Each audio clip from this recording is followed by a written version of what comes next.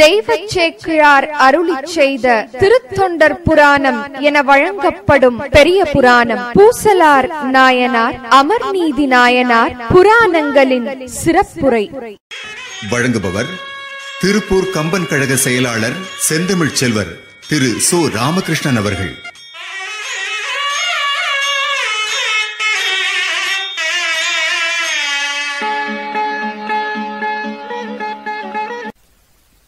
கைத்தல நீரை கனி அப்பமோடவல் பொறி கப்பிய கரிமோகன் அடிப்பேனி கற்றிலும் அடியவர் புத்தியினுரைபவர் கற்பகமென்ன வினை அடித்தேகும் மத்தமும் மதியமும் வைத்திடும் அரண்மகன் மற்பொரு தீரள் பூய மதையானை மத்தழவயிரனை உத்தமி புதல்வனே மட்டவிழ் மலர் கொடு பணிவேனே முத்தமிழடைவினை முற்படுகிரிதனில் முற்பட எழுதிய முதல்வோனே முப்புறமேறி செய்த அச்சிவனுரைரதம் அச்சது பொடி செய்த அது தீர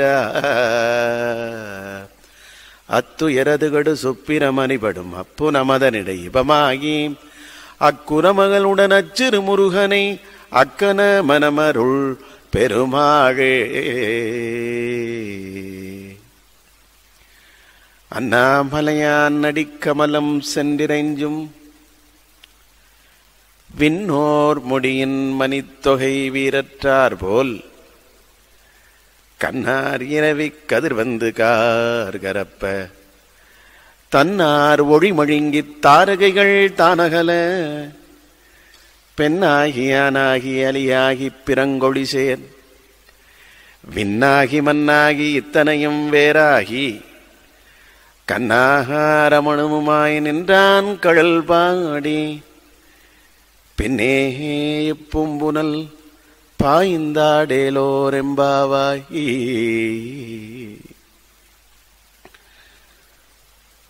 சூலம் பிடித்து யமபாதம் சுழற்றி தொடர்ந்து வரும் காலந்தனுக்கு ஒரு காலு மஞ்சேன் கடல் மீதெளிந்த ஆலம் குடித்த பெருமான் குமரன் வேலும் மயிலும் எமக்கு உண்டு ஒரு மெய்த்துணையே. ஆனந்தமாய் என் அறிவாய் நிறைந்த அமிர்தமுமாய் வானந்தமான வடிவுடையாள் மறை நான்கினுக்கும் தானந்தமான சரணாவிந்தம் தவழ நிற கானந்தம் ஆடிரங்கன் எம்பிரான் முடி கன்னியதே.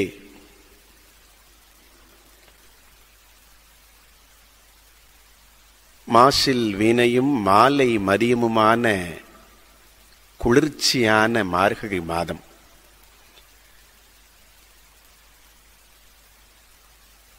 எம்பெருமான் சிவகாமி அம்மையார் உடனமர் தில்லைச் சிற்றம்பலவாணனுடைய பெரும் கருணையினால் கடந்த 3 நாட்களாக இன்றைக்கு 4வது நாளாக இறைவனாலேயே மிகப்பெரிய அளவிட முடியாத பெரியவர்கள் என்று அளவிலாத பெருமையுடைய திருத்தொண்டர்களை பற்றி பேசுகிற பெரிய புராணத்தை விரிவுரையாக ஆற்றக்கூடிய மிகப்பெரிய பேரினை கேட்கக்கூடிய பேற்றினை எம்பெருமான் திருவருள் கூட்டி வைத்திருக்கிறது. இன்றைக்கு நாம் பார்க்க இருக்கின்ற 3 நாயன்மார்கள் 30 நிமிடங்களாக வகுத்து 30 நிமிடங்களாக 90 நிமிடங்களுக்கு மிகாமல் பூசலார் நாயனார், அமர்நீதி நாயனார், சிறுத்தொண்ட நாயனார், இந்த 3 நாயன்மார்களை பற்றி பேசுவதற்கு இன்றைக்கு திருவருள் கூட்டி வைத்திருக்கிறது. சுவாமி விவேகானந்தர் இந்த மானுட மக்களுக்கு ராமகிருஷ்ணருடைய சன்னிதானத்திலே இருந்து ஒன்றை சொன்னார். எந்த ஒரு பொருளையும் எந்த ஒரு நிகழ்வையும் பார்க்கிற போது நீங்கள் ரூபத்தை மட்டும் பார்க்கக்கூடாது, அதில் உள்ளே இருக்கிற சொரூபத்தையும் பார்க்க வேண்டும் என்று சொன்னார். ரூபம் என்றால் வடிவம், சொரூபம் என்றால் அகம். விநாயகருக்கு ரூபம் யானை முகம், உள்ளே இருக்கிற சொரூபம் பிரணவமான ஓம்கார சொரூபம். சுவாமிஜி முதலாக அமெரிக்காவுக்கு கப்பலிலே சென்று கொண்டிருக்கிறார். முதல் முறையான கப்பல் பயணம் என்ற காரணத்தினால் அந்த கப்பலிலே செல்லுகிற போது அவரை அறிந்த சிலர் அந்த கப்பலிலே பிரயாணம் செய்து கொண்டு வந்தார்கள். மாலை நேரம் அந்த கப்பல் வேகமாக மாலை தென்றலோடு சென்று கொண்டிருக்கின்றது.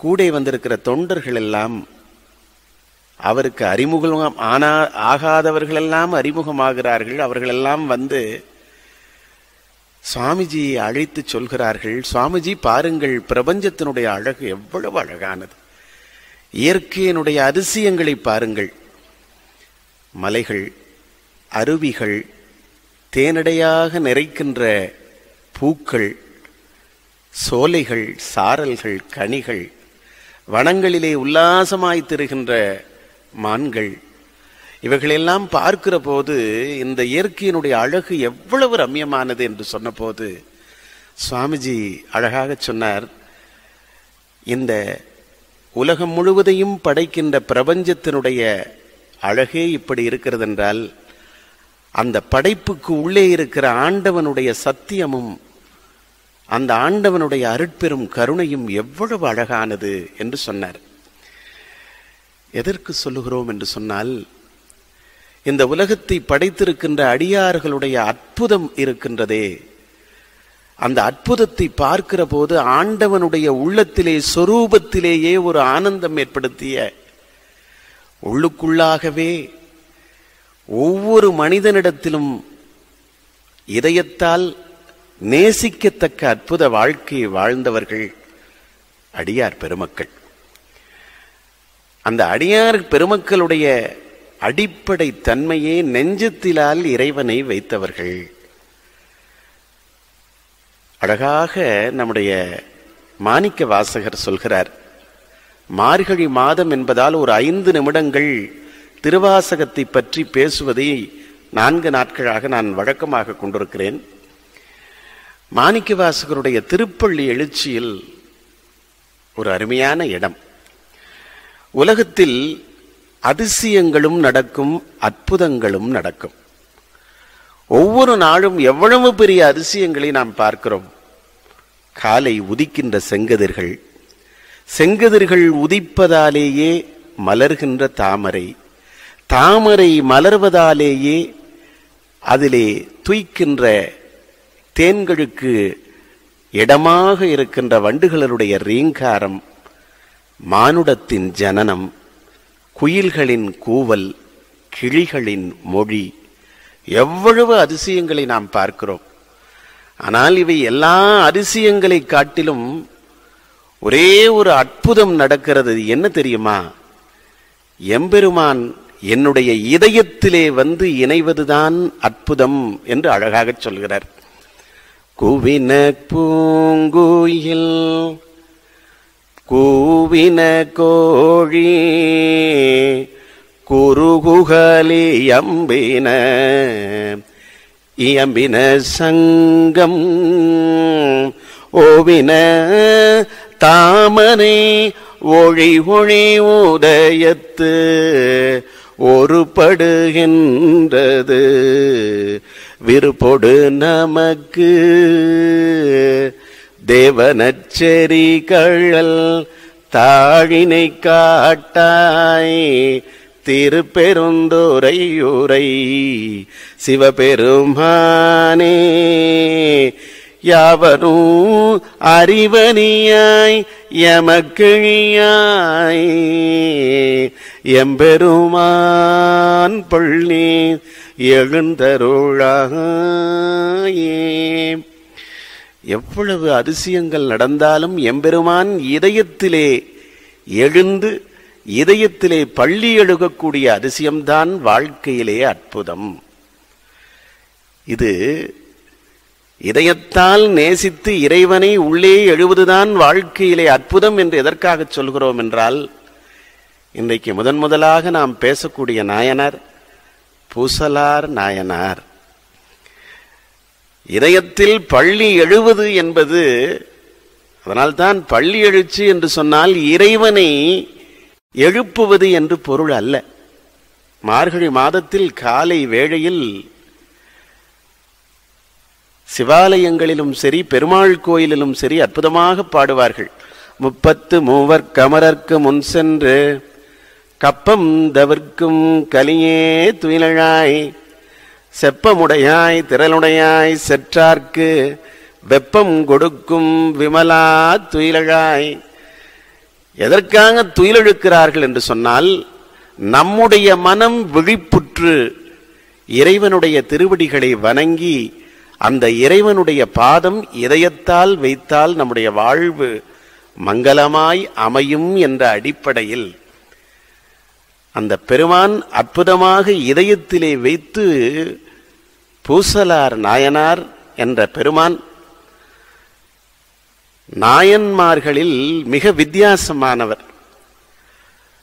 63 நாயன்மார்களுமே செயற்கரிய செயல் செய்தவர்கள். நாம் 3 நாளாக பார்த்தோம். முதல் நாள் நாவுக்கரசர் பெருமானை பார்த்தோம், நேற்று ஞானசம்பந்த பெருமானை பார்த்தோம். இருவருமே செயற்கரிய செயல் செய்தவர்கள்தான். இவ்வளவு செயற்கரிய செயல்களை செய்த 63 நாயன்மார்களில் 62 நாயன்மார்கள் உடலால் செய்தார்கள்.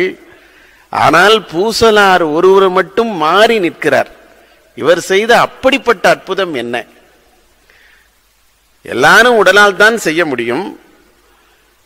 உயிர் இறைவனோடு இரண்டர கறக்கிற திருவடி பேரின்பத்தோடு அவர்கள் தியாகம் செய்தார்கள். ஆனால் பூசலார் இந்த இரண்டும் இல்லாமல் மற்றவர்களுக்கு வித்தியாசமாக என்ன செய்தார்? சுந்தரமூர்த்தி நாயனார் திருத்தொண்டர் திருவந்தாதி இயற்றுகிற போது நம்முடைய பூசலாரை பற்றி என்ன சொன்னார் என்றால், மன்னிய சீர் மறைநாவன் நின்ற ஊர் பூசலார்க்கும் அடியேன். அது என்ன மன்னிய சீர்? இதுவரை எல்லா நூல்களும் வியக்கத்தக்க அளவிற்கு புறத்திலே பூஜை செய்தாலும் அகத்திலே பூஜை செய்வது ஆண்டவனுக்கே சிறப்புடையதாக கருதி ஆண்டவனே வந்து அற்புதம் செய்யக்கூடிய பெருமையினை ஏற்படுத்தியவர். புறபூஜையை காட்டிலும் அகபூஜை சிறந்தது என்று ஆண்டவனே சிறப்பித்து கூறியதால் இவருக்கு புகழ் மண்டி கிடக்கிறதாம். மன்னிய சீர் மறைநாவன் நின்ற ஊர் பூசலார்க்கடியேன் என்று சொல்கிறார். அப்படி என்ன அவர் மிகச்சிறந்த இப்படி என்ன செய்தார்?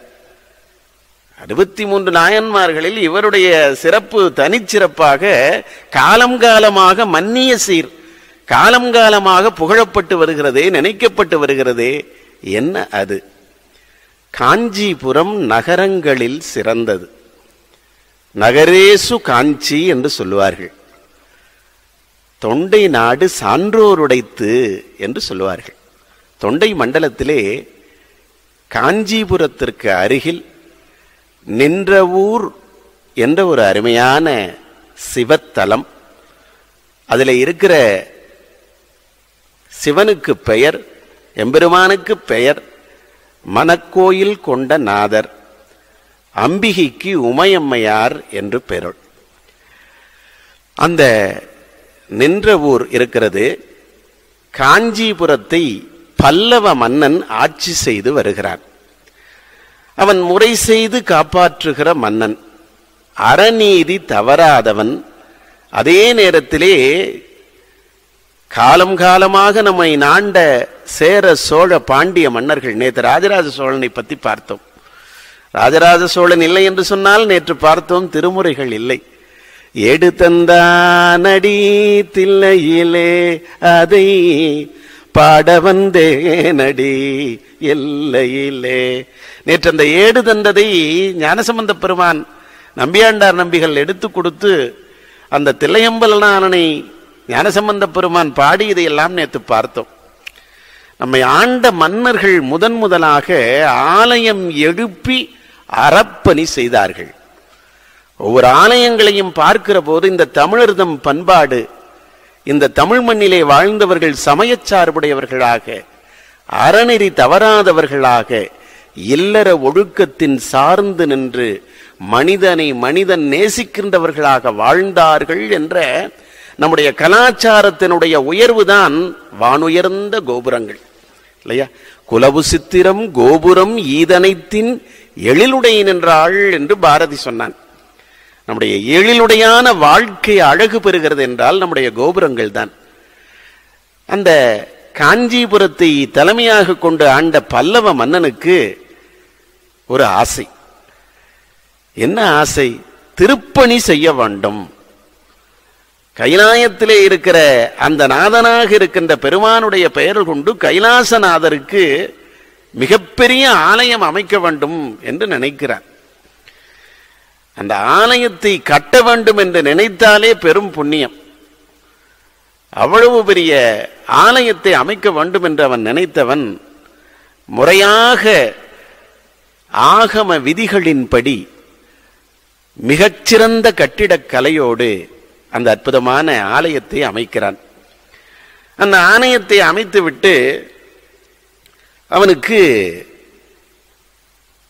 ஜோதிடர்களை அழைத்து, சர்வஜாதக பெருமக்கள், நம்முடைய அன்பு கிருபாகர குருக்கள் அவர்கள் சர்வஜாதகமாக எவ்வளவு ஆலயத்திலே கும்பாபிஷேகம் செய்து வைத்து வருகிறார்கள்.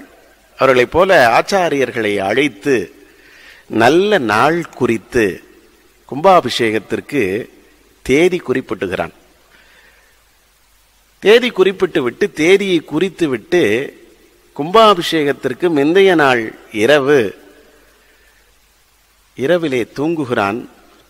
தூங்குகிற போது கனவு வந்தது. கனவிலே யார் என்று பார்த்தால் நமக்கெல்லாம் வருகிற கனவிலே வருகிறவர்களா வந்தார்? இல்லை இல்லை, வந்தது ஈசனே வந்திருக்கிறார். எப்படி வந்தார்? குனித்த புருவமும் கொவ்வை செவ்வாயின் குமின் சிரிப்பும் பனித்த சடையும் பவழம்போல் மேனியில் பால்வன் நீரும் இனித்தமுடைய எடுத்த பொற்பாதமுமாக மகிழ்ச்சியாக வந்தாராம். வந்த உடனே மன்னவனுக்கு ரொம்ப எவ்வளவு மகிழ்ச்சியா இருக்கும். கும்பாபிஷேகத்தை கைலாயநாதருக்கு வந்ததை பார்த்து கண்டறியாதன கண்டேன்னு நம்ம பார்த்தோம்ல, அப்படி கண்டறியாதன கண்டேன் என்று சொல்லி அவனுக்கு அவ்வளோ சந்தோஷம். பார்த்து விட்டு இறைவன் அந்த மன்னன் கனவிலேயே வணங்குகிறான். இறைவன் சொல்கிறார், நீர் அமைத்திருக்கிற அந்த திருப்பணியினால் நான் மகிழ்ந்தோம். நீ நாளைக்கு காலையில் கும்பாபிஷேகத்திற்காக நேரம் குறித்திருக்கிறாய், மிக்க மகிழ்ச்சி. ஆனால் அதில் ஒரு சிறிய மாறுதல் இருக்கிறது. ஒரு சிறிய மாறுதல். அது என்ன சிறிய மாறுதல் இவனுக்கு தெரியல. உடனே சுவாமியே சொல்றார். என்ன சொல்றார்? பக்கத்தில் திருநின்ற ஊர் என்ற ஊர் இருக்கிறது. அதிலே பூசலார் என்பவர் ஒரு ஆலயம் அமைத்திருக்கிறார். அவரு அந்த ஆலயத்திற்கு கும்பாபிஷேக தேதி நேரம் இதே நேரம் குறித்திருக்கிறார். நான் அங்கு போவதற்கு கடமைப்பட்டிருக்கிறேன். என்று சொல்லி சொன்ன உடனே அவனுக்கு கேட்குறான், என்ன சாமி நமக்கு முன்னாடியே அப்பாயின்மெண்ட் புக் பண்ணிட்டாரா அவரு? மன்னர் அப்படி அப்படின்னு கேட்க நினைக்கிறான். கனவு தெளிந்து விடுகிறது. இறைவன் சொல்லிவிட்டு போய் விடுகிறார். ரொம்ப ஆச்சரியமான ஒரு அற்புதமான நிலை. சரி, இதே கனவுதான் ராஜராஜ சோழனுக்கும் வந்தது. ராஜராஜ சோழன் பிரகதீஸ்வரர் ஆலயத்தை உலகம் வியக்கும் வண்ணம் அமைத்தவன். உலகத்தினுடைய கட்டிட கலைக்கு, சிற்ப கலைக்கு, சாஸ்திர கலைக்கு அது இன்றைக்கு உலகத்திற்கே முன்மாதிரியாக இருக்கிறது. மிகச்சிறப்பாக அவனும் 7 வருட காலம் பிரகதீஸ்வர ஆலயத்தினுடைய திருப்பணியை செய்கிறான். 6 கிலோமீட்டருக்கு சாரம் அமைக்கிறான். 6 கிலோமீட்டருக்கு சாரம் அமைத்து இங்க இருந்து இன்னைக்கு அச்சரப்பாக்கம்னே இருக்கு. ஏன்னா அந்த இடத்துல எந்த இடத்துல அவன் சாரம் அமைத்தானோ அந்த இடத்துல சாரப்பாக்கம் என்ற ஊர் இன்னைக்கு இருக்கு. அப்படிப்பட்ட சாரப்பாக்கத்திலே அமைக்கப்பட்டிருக்கிற சாரை பள்ளம் 6 கிலோமீட்டர் தூரத்திற்கு சாரம் அமைத்து கிட்டத்தட்ட ஆயிரக்கணக்கான வைத்து இரவு பகலாக அற்புதமாக அமைத்திருக்கிறான். அமைத்து கும்பாபிஷேகத்திற்கு முன்னாடி எப்படியாவது இந்த ஆலயத்தை நன்கு பண்ண வேணும்னு சொல்லி கும்பாபிஷேகம் நடைபெற்று விட்டது. ஒரு 10 நாள் கழித்து சிவசிந்தனையோடு ராஜராஜ சோழன் தூங்கிக் கொண்டிருக்கிறான். இவனுக்கு 10 நாளாகவே மனதில் ஒரு ஆதங்கம். இவ்வளவு பக்தியோடு சிரத்தை எடுத்துக்கொண்டு மிக நன்றாக அமைய வேண்டும் என்று சொல்லி அந்த ஆலயத்தை அமைத்தோமே, பகவானுக்கு இது திருப்தியாக இருக்கிறதா? எல்லாருக்குமே இருக்கும். நேற்று எளியனுடைய பேச்சு ஞானசம்பந்தருடைய நிலை அமைந்திருந்தது. பொருள் பற்றி அமைகிற போது நம்முடைய கூனம்பட்டி ஐயா அவர்கள் இங்கே வந்திருந்தார்கள். அதே போல எளியனுடைய வழிகாட்டி நம்முடைய சொல்வேந்தர் அவர்கள் நேற்றைய முந்தைய தினம் ஒரு நிகழ்வுக்காக வந்தவர். நம்முடைய நிகழ்வை பார்த்து கேட்க வேண்டும் என்பதற்காகவே நேற்று இங்கே வந்திருந்தார். வந்திருந்து அவர் பேசிக்கொண்டு இருந்து எளியனுடைய பேச்சையும் ஒரு 30 நிமிடங்கள் விட்டுவிட்டு அவர் கிளம்பி விட்டார். என்னுடைய மனது முழுவதும் இரவு முழுவதும் அவருடைய எண்ணத்தில் 25 வருடங்களாக என்னுடைய பேச்சை கேட்டுக்கொண்டிருக்கிறவர், வழிகாட்டுபவர், அதை சரி செய்து கொள்ள வேண்டும் என்று பல ஆலோசனைகளையும் கருத்துக்களையும் வழங்குபவர், அவருடைய கருத்தை எல்லாரும் இங்கே கேட்டிருந்தவர்கள் எல்லாரும் நிறைவாக இருந்தாலும் அவர் மனதிற்கு எண்ணப்பட்டது என்று எனக்கு நினைத்து கொண்டே இருந்தேன். அந்த நினைவிலே இருக்கிற போது இன்று மதியம் அவர்கள் வந்திருந்த போது மிகுந்த மகிழ்ச்சியோடு ஐயா அவர்கள் அரப்பணி செம்மல் மாரப்பன் ஐயா அவர்களும் மதியம் வீட்டிற்கு வந்திருந்த போது ஐயா அவர்கள் சொன்னார்கள், சொல்வேந்தர் அவர்கள் மிக இனிமையாக, எளிமையாக, அருமையாகவும் இருந்தது. அதிகமாக முன்பெல்லாம் அவர்கள் சொன்ன கருத்து முன்பெல்லாம் கொஞ்சம் ஸ்ட்ரெயின், அதாவது கொஞ்சம் அழுத்தமாக இருக்கும். இப்பொழுது நான் பார்த்தவரை எளிமையாக இருப்பதுதான் உங்களுடைய உடம்பிற்கும் நல்லது, இதையே நீங்கள் தொடர்ந்து செய்யுங்கள் என்று சொல்லி சில ஆலோசனைகளையும் வழங்கினார். அதே நினைவோடு ஏறத்தாழ 6 வருட காலங்கள் அமைத்து உலகத்தின் பிரசித்தி பெற்ற தென்னாருடைய சிவன் எந்நாட்டவர்க்கும் இறைவனுக்கு அமைக்கப்பட்ட அந்த ஆலயத்தை எப்படி இருக்கிறது என்று இறைவன் என்ன நினைக்கிறான், எம்பெருமான் பிரகதீஸ்வர பெருமான் என்ன நினைக்கிறார்னு அவன் நினைத்து அதே ஞாபகமாக இருந்ததால இரவிலே படுத்து கொண்டிருந்த போது நம்முடைய பிரகதீஸ்வர பெருமான் கனவிலே வந்தார். வந்தவுடன் உனக்கு அளவிலாத ஆனந்தம், அளவிலாத ஆனந்தம்.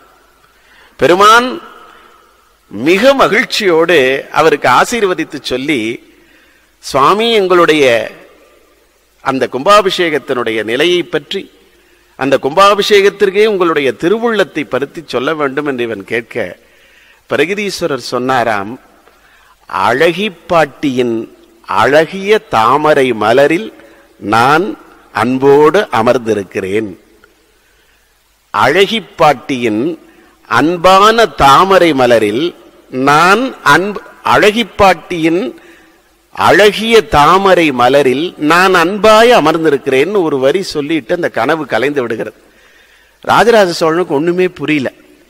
என்னடா அது, நம்ம அவ்வளவு வருஷமா கட்டி இருக்கிறோம், இவ்வளவு அமைச்சர்கள் இருக்கிறார்கள், தலைமை தச்சர் இருக்கிறார், மேஸ்திரி இருக்கிறாரு, ஆயிரக்கணக்கான நபர்கள் இங்கே வேலை செய்திருக்கிறார்கள், யாருடா இது அழகிப்பாட்டி என்று சொல்லி அவன் கனவு கலைந்து வந்து தலைமை அமைச்சரிடத்திலே எல்லாரிடத்திலையும் கேட்கிறான், யார் அழகிப்பாட்டி? அழகிப்பாட்டியினுடைய அழகிய தாமரை மலரில் நான் அன்புருவாய் அமர்ந்திருக்கிறேன் என்று சொல்லி சிரித்து கொண்டு ஆசீர்வதித்து சென்று விட்டார் பிரகதீஸ்வரர்னு. அவனுக்கு பெரிய ஆச்சரியம், ஆவல், ரொம்ப ஆசையோட போய் எல்லார்த்திட்டையும் கேட்கிறான். தெரியவில்லை. ஆனால் இந்த தலைமை அமைச்சர், அந்த தலைமை அமைச்சர் பாட்டு கேட்டபோது அவருக்கு ஒரு 6 மாதத்திற்கு முன்னால் எனக்கு ஒரு பாட்டி ஒருத்தி வந்தாள். ஞாபகப்படுத்தி சொல்றார் அரசர்கிட்ட, அரசே எனக்கு இப்பொழுது ஞாபகம் வருகிறது, திருப்பணிகள் 6 வருடம் செய்து கொண்டிருக்கிற போது கடந்த 2 ஆண்டுகளாக ஒரு பாட்டியானவள் தினமும் திருப்பணி செய்கிறவன்றவர்களுக்கு கூழும் மோரும் கொடுப்பார். தினமும் கூழும் மோரும் கொடுத்து விட்டு கும்பாபிஷேகத்தில் நாங்கள் கோபுரங்களை ஒவ்வொரு கல்களாக அமைத்து கொண்டு வந்தோம். அப்பொழுது தலைமை அமைச்சராக என்னை வேண்டுகோள் ஒன்று அந்த பாட்டி விடுத்தாள். கடந்த 6 மாதங்களுக்கு முன்னால், அமைச்சரே எனக்கு ராஜாவை பார்க்க வேண்டும் என்று ஆசை. நான் சொன்னேன், என்னம்மா உனக்கு என்ன ராஜாவிடத்திலே, எதற்காக நீ ராஜாவை பார்க்க விரும்புகிறாய், என்னிடத்திலே சொல் என்று சொன்னார். உடனே அந்த அழகி பாட்டி சொல்லி இருக்கிறாள், வேறொன்றும் இல்லை, எனக்கு நான் தினமும் பிரகதீஸ்வரன் ஆலயத்தில் சென்று அந்த பெருமானை திருவடியால் அன்பினால் வணங்கி கொண்டு வருகிறேன். எனக்கு வாரிசுகள் யாரும் இல்லை. நானும் இப்பொழுது என்றைக்கு வேண்டுமானாலும் விண்ணுலகம் சென்று விடுவேன், நான் மேல போயிருவேன். அமைச்சரே, நான் வெகு நாட்களாக எனக்கு ஒரு ஆசை, இத்தனை ஆயிரம் பெருமக்கள் இவ்வளவு பேர் இவ்வளவு சொத்துக்களோடு இவ்வளவு உழைப்போடு தங்கள் பொருளை கொடுத்து இந்த பிரகதீஸ்வர ஆலயத்தை வைக்கிறார்கள். என் கையிலே ஒரு சிறு கல் இருக்கிறது. அதை என்னுடைய சொந்தக்காரர் பல வருடங்களுக்கு முன்னால் அதிலே சிறிய தாமரை மலரை போட்டிருக்கிறார்கள். அந்த தாமரை மலரில் இறைவன் இருப்பதை போல அது அமைக்கப்பட்டிருக்கிறது. இந்த கல்லை எம்பெருமான் கோபுரத்தில் வைக்க முடியுமா என்று கெஞ்சி கேட்டிருக்கிறாள். கேட்டவுடன் அந்த அமைச்சருக்கு உருகி விட்டு, பார்க்கிறம்மா, மாதிரியான கல்லை எல்லாம் சிறப்பாக வைத்திருக்கிறார்கள், நான் முடிந்தவரை வைக்கிறேன் என்று சொல்லி அந்த கட்டிட வேலைக்காரரிடத்திலே அந்த கல்லை கொடுக்க, கட்டிட வேலைக்காரருக்கு இது வைக்க வேணும்னு என்ன வந்துருச்சான். என அந்த முடியாத பாட்டி அத்துணை திருப்பணி செய்கின்றவர்களுக்கும் மோரை கொடுத்து கொண்டு வர்றான். தன்னால முடிஞ்சது கூழ் மோரை கொடுக்குறாங்க, வைக்கணும்னு அவனுக்கு மனசுல ஆட்பட்டதான். அரசனுடைய ஆணையோ தலைமை அமைச்சருடைய ஆணையோ அல்ல. அந்த கூலி வேலை செய்கின்ற அந்த கட்டிட கலைஞருக்கு அது தோன்றிய காரணத்தினால் அதை எடுத்து மேலே வைக்கிறார்களாம். அந்த அழகிய அன்பினால் உருவான தாமரை மலரில் அன்புருவாய் இருக்கிறேன் என்று எம்பெருமான் சொல்லி இருக்கிறார் என்று சொன்னால், அன்புதான் சிவம் என்று இருக்கின்ற அந்த அற்புதம் நிகழ்கிறது அல்லவா? அதுபோல இவருக்கு ஒரு கனவு வந்தது. நின்றவூர் பூசலிலே இருக்கிற பூசலார் என்பவர் ஒரு ஆலயம் அமைத்திருக்கிறார் என்று சொன்னவுடன் மன்னன் விழிப்பெழுந்து உடனே பரிவாரங்களை கூட்டிக் கொண்டேனா, காலையில கும்பாபிஷேகம் தேதி வேற வச்சாச்சு. என்னடா அது, அவருக்கு மன்னனுக்கு ஆச்சரியம், சிவபெருமானே வந்து இப்படி சொல்றாரே என்று சொல்லி ஓடி போறார். பரிவாரங்களோடு போறா. பக்கத்துல நின்ற ஊருக்கு போகிறார். அத்தனை பேரையும் பார்க்கிறார், கேட்கிறார்.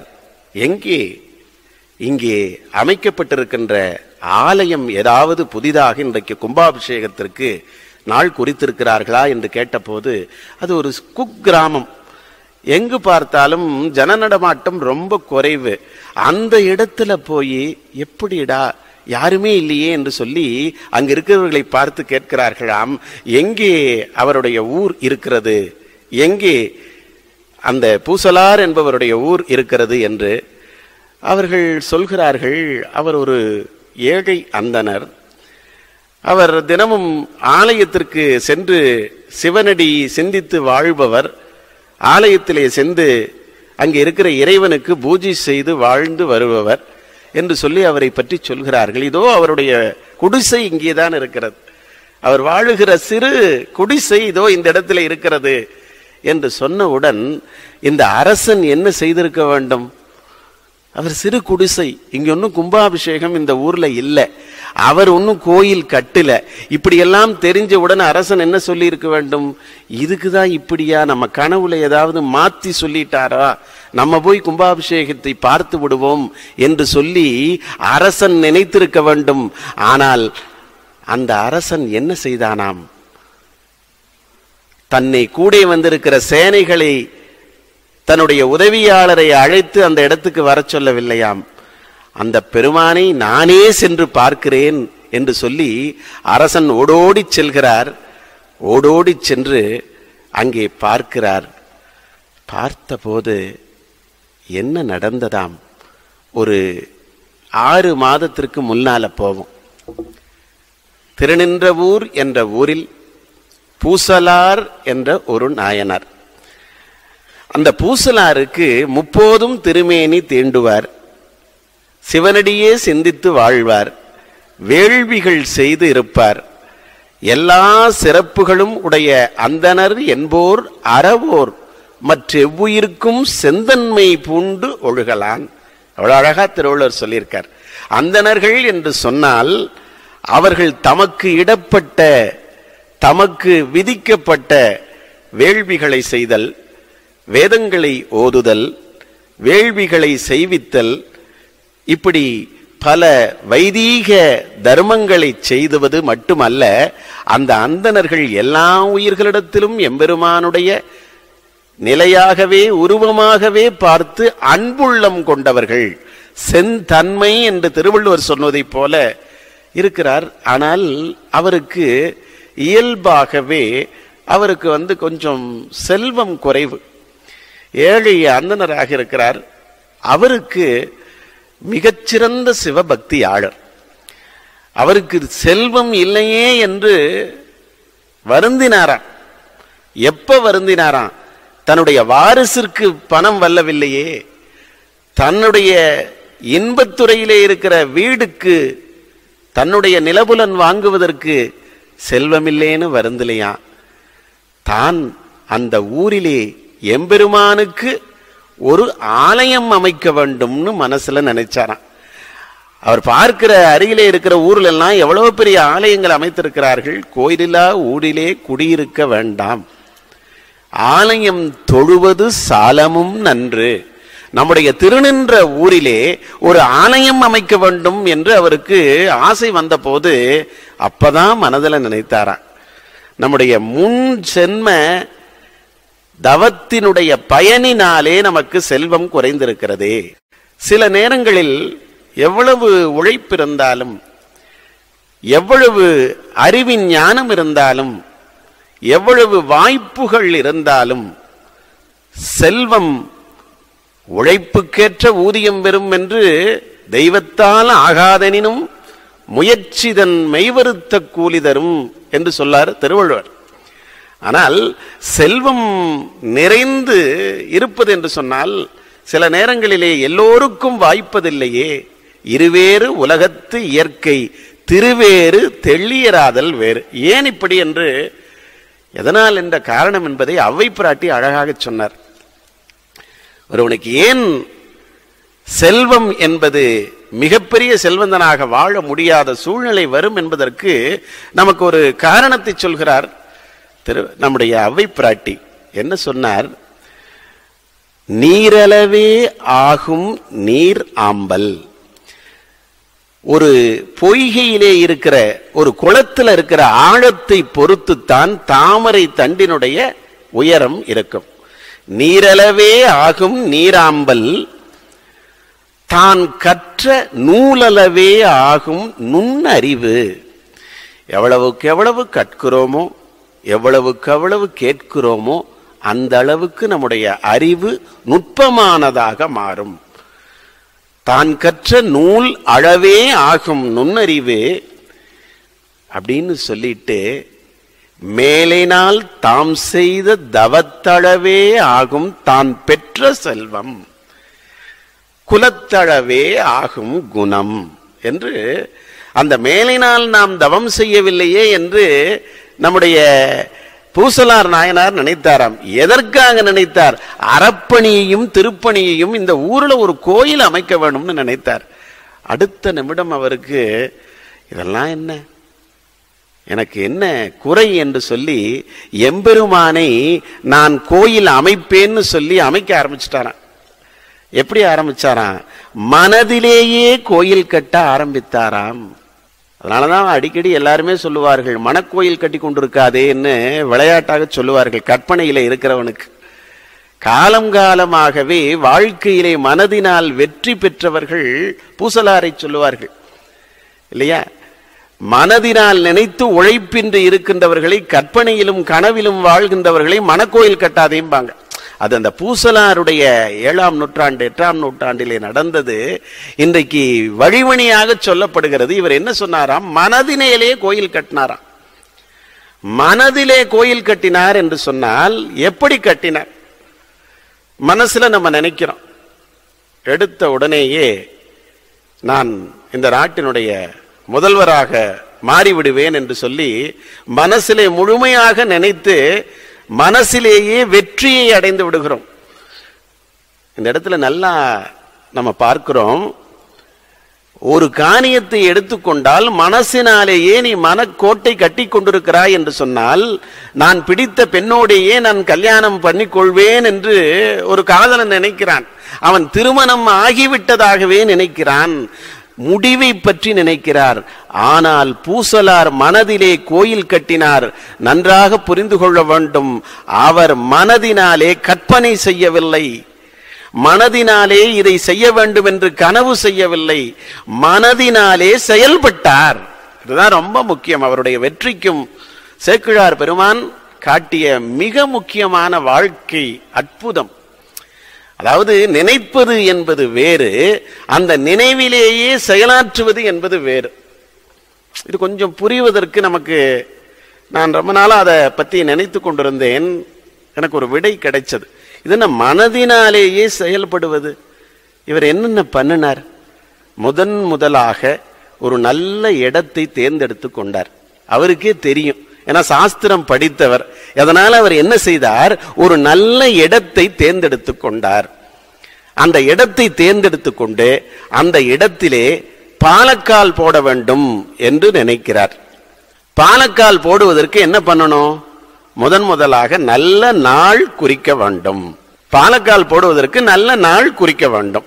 அப்ப நல்ல இடம் பார்த்து இந்த இடத்திலே ஆலயம் வரலாமா என்று அவர்கள் நினைத்து அந்த அருமையான இடத்தை தேர்ந்தெடுத்து கொண்டு நின்ற ஊரிலே அவர் மனதினால் நினைப்பது மட்டுமல்ல, எப்படி இருந்தாராம்? சேக்கிழார் அருமையாக சொன்னார், அடுப்பது சிவன்பால் அன்பர்க்காம் பணி செய்தல் என்றே கொடுப்பது எவ்வகையும் தேடி அவர் கொளக் கொடுத்தும் கங்கை மடுப்பொதி வேணியையர் மகிழ்ந்து உறைவதற்கோர் கோயில் எடுப்பது மனத்து கொண்டார் இருநிதி இன்மை என்னார். நம்மிடத்திலே செல்வம் இல்லையே என்று அவர் வருந்தவில்லையாம். ஒரு கட்டத்தில் நம்ம மனதினாலேயே கோயில் கட்டலாம்னு அவருக்கு ஒரு விடை கிடைத்த பிறகு தன்னிடத்தில் இருக்கிற இருநிதி இல்லை என்று அவர் நினைப்பதை மறந்து விட்டார். எம்பெருமானுக்கு அடுப்பது நம்முடைய வாழ்க்கையில் பொருத்தமான பயன், வாழ்க்கை வாழ்வதற்கான பயன் எம்பெருமானுக்கு ஒரு கோயில் எடுப்பது என்றுதான் மனதிலே நினைத்தார். அப்படி மனதிலே நினைத்த போது அவருக்கு உள்ளே இருக்கிற ஒரு அற்புதமான ஒரு திட்பம் பாருங்கள். மனதினால், நான் இப்பதான் சொன்னேன், மீண்டும் சொல்கிறேன், மனதினால் நினைப்பதை விட மனதினால் ஒவ்வொரு காரியத்தையும் செய்து வந்தார். நல்ல இடத்தை தேர்ந்தெடுத்து கொண்டார். பாலக்கால் அமைப்பதற்கு நல்ல முகூர்த்த நாளிலே திரவியங்கள் எல்லாம் வாங்கி கொண்டு வந்தார். வாங்கி கொண்டு வந்து பாலக்கால் அமைக்கிறார். ஒரு 6 மாத காலம் அந்த ஆலயத்தை அழகாக அமைக்க வேண்டும் என்று அடித்தளம் அற்புதமாக அமைத்துக் கொள்கிறார். இவையெல்லாம் பண்ணுகிற போது ஆகம சில்ப சாஸ்திர முறைப்படி அதை நினைத்தாராம். அந்த முறைப்படி அவர் மண்டபங்களை அமைக்கிறார். கர்ப்ப கிரகம், அர்த்த மண்டபம், இங்கே இருக்கிற மகா மண்டபம், கல்யாண மண்டபம், அன்னதான மண்டபம், சாஸ்திர மண்டபங்கள், இப்படி எல்லா மண்டபங்களையும் முறைப்படி அமைக்கிறார். அப்புறம் முன்னாடி பலிபீடம் அமைக்கிறார். பெரிய தெப்பக்குளம், எம்பெருமானுக்கு திருமஞ்சனம் செய்வதற்காக கிணறு, இப்படி ஒவ்வொன்றாக எடுத்துக்கொண்டு வந்து ஒவ்வொன்றாக அவர் முறைப்படி அமைத்து கொடுத்து பெரிய அந்த தபஸ்தம்பம் அமைக்கிறார். இப்படி சுற்றுப்பிரகாரத்தில் இருக்கிற சுவாமிகள் எல்லாம் சிவாகம முறைப்படி எப்படி அமைக்க வேண்டும் என்று சொல்லி மிக அழகாக எல்லா இடத்திலேயும் செய்து கொண்டு வருகிறார். எவ்வளவு அழகு பாருங்கள்! இவ்வளவு அழகான நிறைகளையும் அமைத்து கொண்டு அந்த சிவபெருமானுக்கு லிங்கத்தை அமைக்க வேண்டும் அல்லவா, அதற்கு கூட ஆகம முறைப்படி அம்பாளுக்கும் சிவனுக்கும் ஏற்படுகிற முறைப்படியான அந்த கல்லினை தேர்ந்தெடுத்து மேல அழகான கோபுரம் அமைத்து, அந்த கோபுரத்திலே என்ன இருக்கிறது? சிற்பங்களில் 4 வேதங்கள், ஆயக்கலைகள் 64, 6 சாஸ்திரங்கள். நம்முடைய முறைப்படி நம்முடைய வாழ்விற்கு எங்கிருந்து பார்த்தாலும் வாழ்வியலிலே ஒரு ஆன்மீகத்தோடு உள்ளத்தை ஈர்க்கிற அற்புதமான ஆலயத்தை அமைத்து வைத்து மிக நல்ல நாளாகிய கால அந்த கைலாயநாதருக்கு பல்லவ மன்னன் அமைத்த அதே நாளிலே வைக்கிறார். இப்போ நம்ம முதல்ல கேட்ட ஒரு கேள்வி, அது என்ன? மனதினால் செயல்படுவது. ஒரு வாரத்திற்கு முன்னாடி என்னுடைய மகன் வெளிநாடு செல்வதற்காக மேற்படிப்புக்காக பிஇ படிப்பு முடிச்சு இப்போ எம்பிஏவுக்காக மேல்நாட்டு படிப்புக்காக நாங்கள் அனுப்பியிருந்தோம். அந்த மேல்நாட்டு படிப்புக்கு போகும்போது அவன் முதலாக இப்போ தான் வெளிநாடு போனான். இப்போ நான் அவங்களை வழி அனுப்பி வைப்பதற்காக போன ஒரு 3 நாள் ஒரு வாரத்துக்கு முன்னாடி வெள்ளிக்கிழமை இன்னைக்கு இரவு நாங்கள் சென்னை விமான நிலையத்திற்கு போயிருந்தோம். இரவு 10 மணிக்கு சிங்கப்பூர் ஃப்ளைட். அங்கே 4 மாதம் படிப்பு, அப்புறம் ஆஸ்திரேலியாவில், அப்புறம் துபாயில் 4 மாதங்கள் படிப்பு. அந்த படிப்புக்காக முதலிலே வெளிநாடு போகிறான். மனசுல கொஞ்சம் அவனுக்கும் ஒரு எதிர்பார்ப்பு. ஒரு முதலாக வெளிநாடு செல்வதால அங்க போவதற்காக அவன் போயிருந்தான். நாங்கள் வழி அனுப்புவதற்காக நாங்களும் சென்னைக்கு போயிருந்தோம். சென்னை ஏர்போர்ட்ல அன்று ஹஜ் போவதற்காக நிறைய பேர்கள் காத்திருந்தார்கள். அப்படி காத்திருக்கிறதுனால நிறைய கூட்டம். நாங்க நினைச்சோம் உள்ள அனுமதிப்பார்கள் நினைச்சோம். சென்னை விமான நிலையத்தில் செக்யூரிட்டி ரீசனுக்காக அவங்க அனுமதிக்கவில்லை. சரி, அப்புறம் நாங்கள் வெளியிலேயே இருந்துட்டோம். 10 மணி ஃப்ளைட்டுக்கு 7 மணிக்கே மெசேஜ் வந்துடுச்சு, நீங்கள் உள்ளே வந்து செக்இன் ஆகுங்கன்னு. சரி, எங்களுக்கு அது முதலாக வெளிநாடு போனதால் அவங்க தாய்க்கு எல்லாத்துக்குமே இப்படி இருக்கும் அப்படின்னு நினைத்து கொண்டே உள்ள அவன் எங்களுக்கு எல்லாத்துக்கும் எங்ககிட்ட எல்லாம் விடை கொடுத்துட்டு அவன் ஏர்போர்ட்டுக்குள்ளே போனான். அப்புறம் உள்ளே போயிட்டு அப்படி உள்ளே போனதுல இருந்து அவன் சிங்கப்பூர் காலையில் போகிற வரைக்கும் செல்லு நாட் ரீச்சபிள்.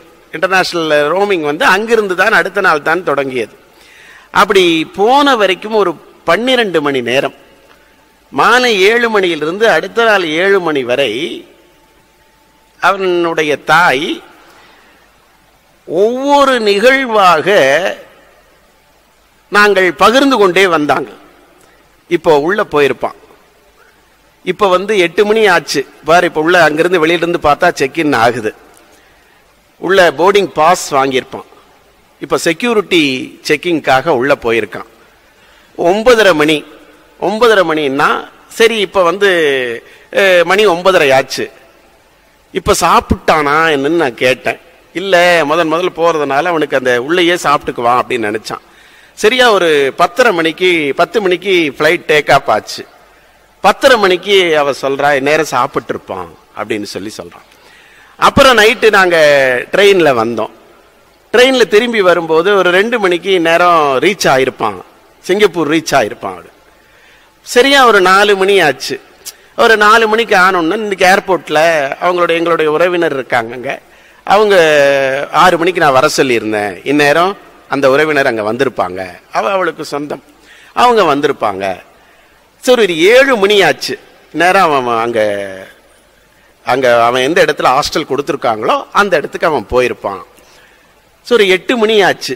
8 மணி ஆனோன்னா இவன் காலையில் நேற்று நைட்டு சாப்பிடல, என்ன சாப்பிட்டானோ என்னன்னு தெரியல, காலையில் இவன் சாப்பிட்ருப்பான் அப்படின்னா 7 மணி. அப்போ 10 மணிக்கு அவனே ஃபோன் பண்ணிட்டான், நல்லபடியாக வந்து சேர்ந்தேன்.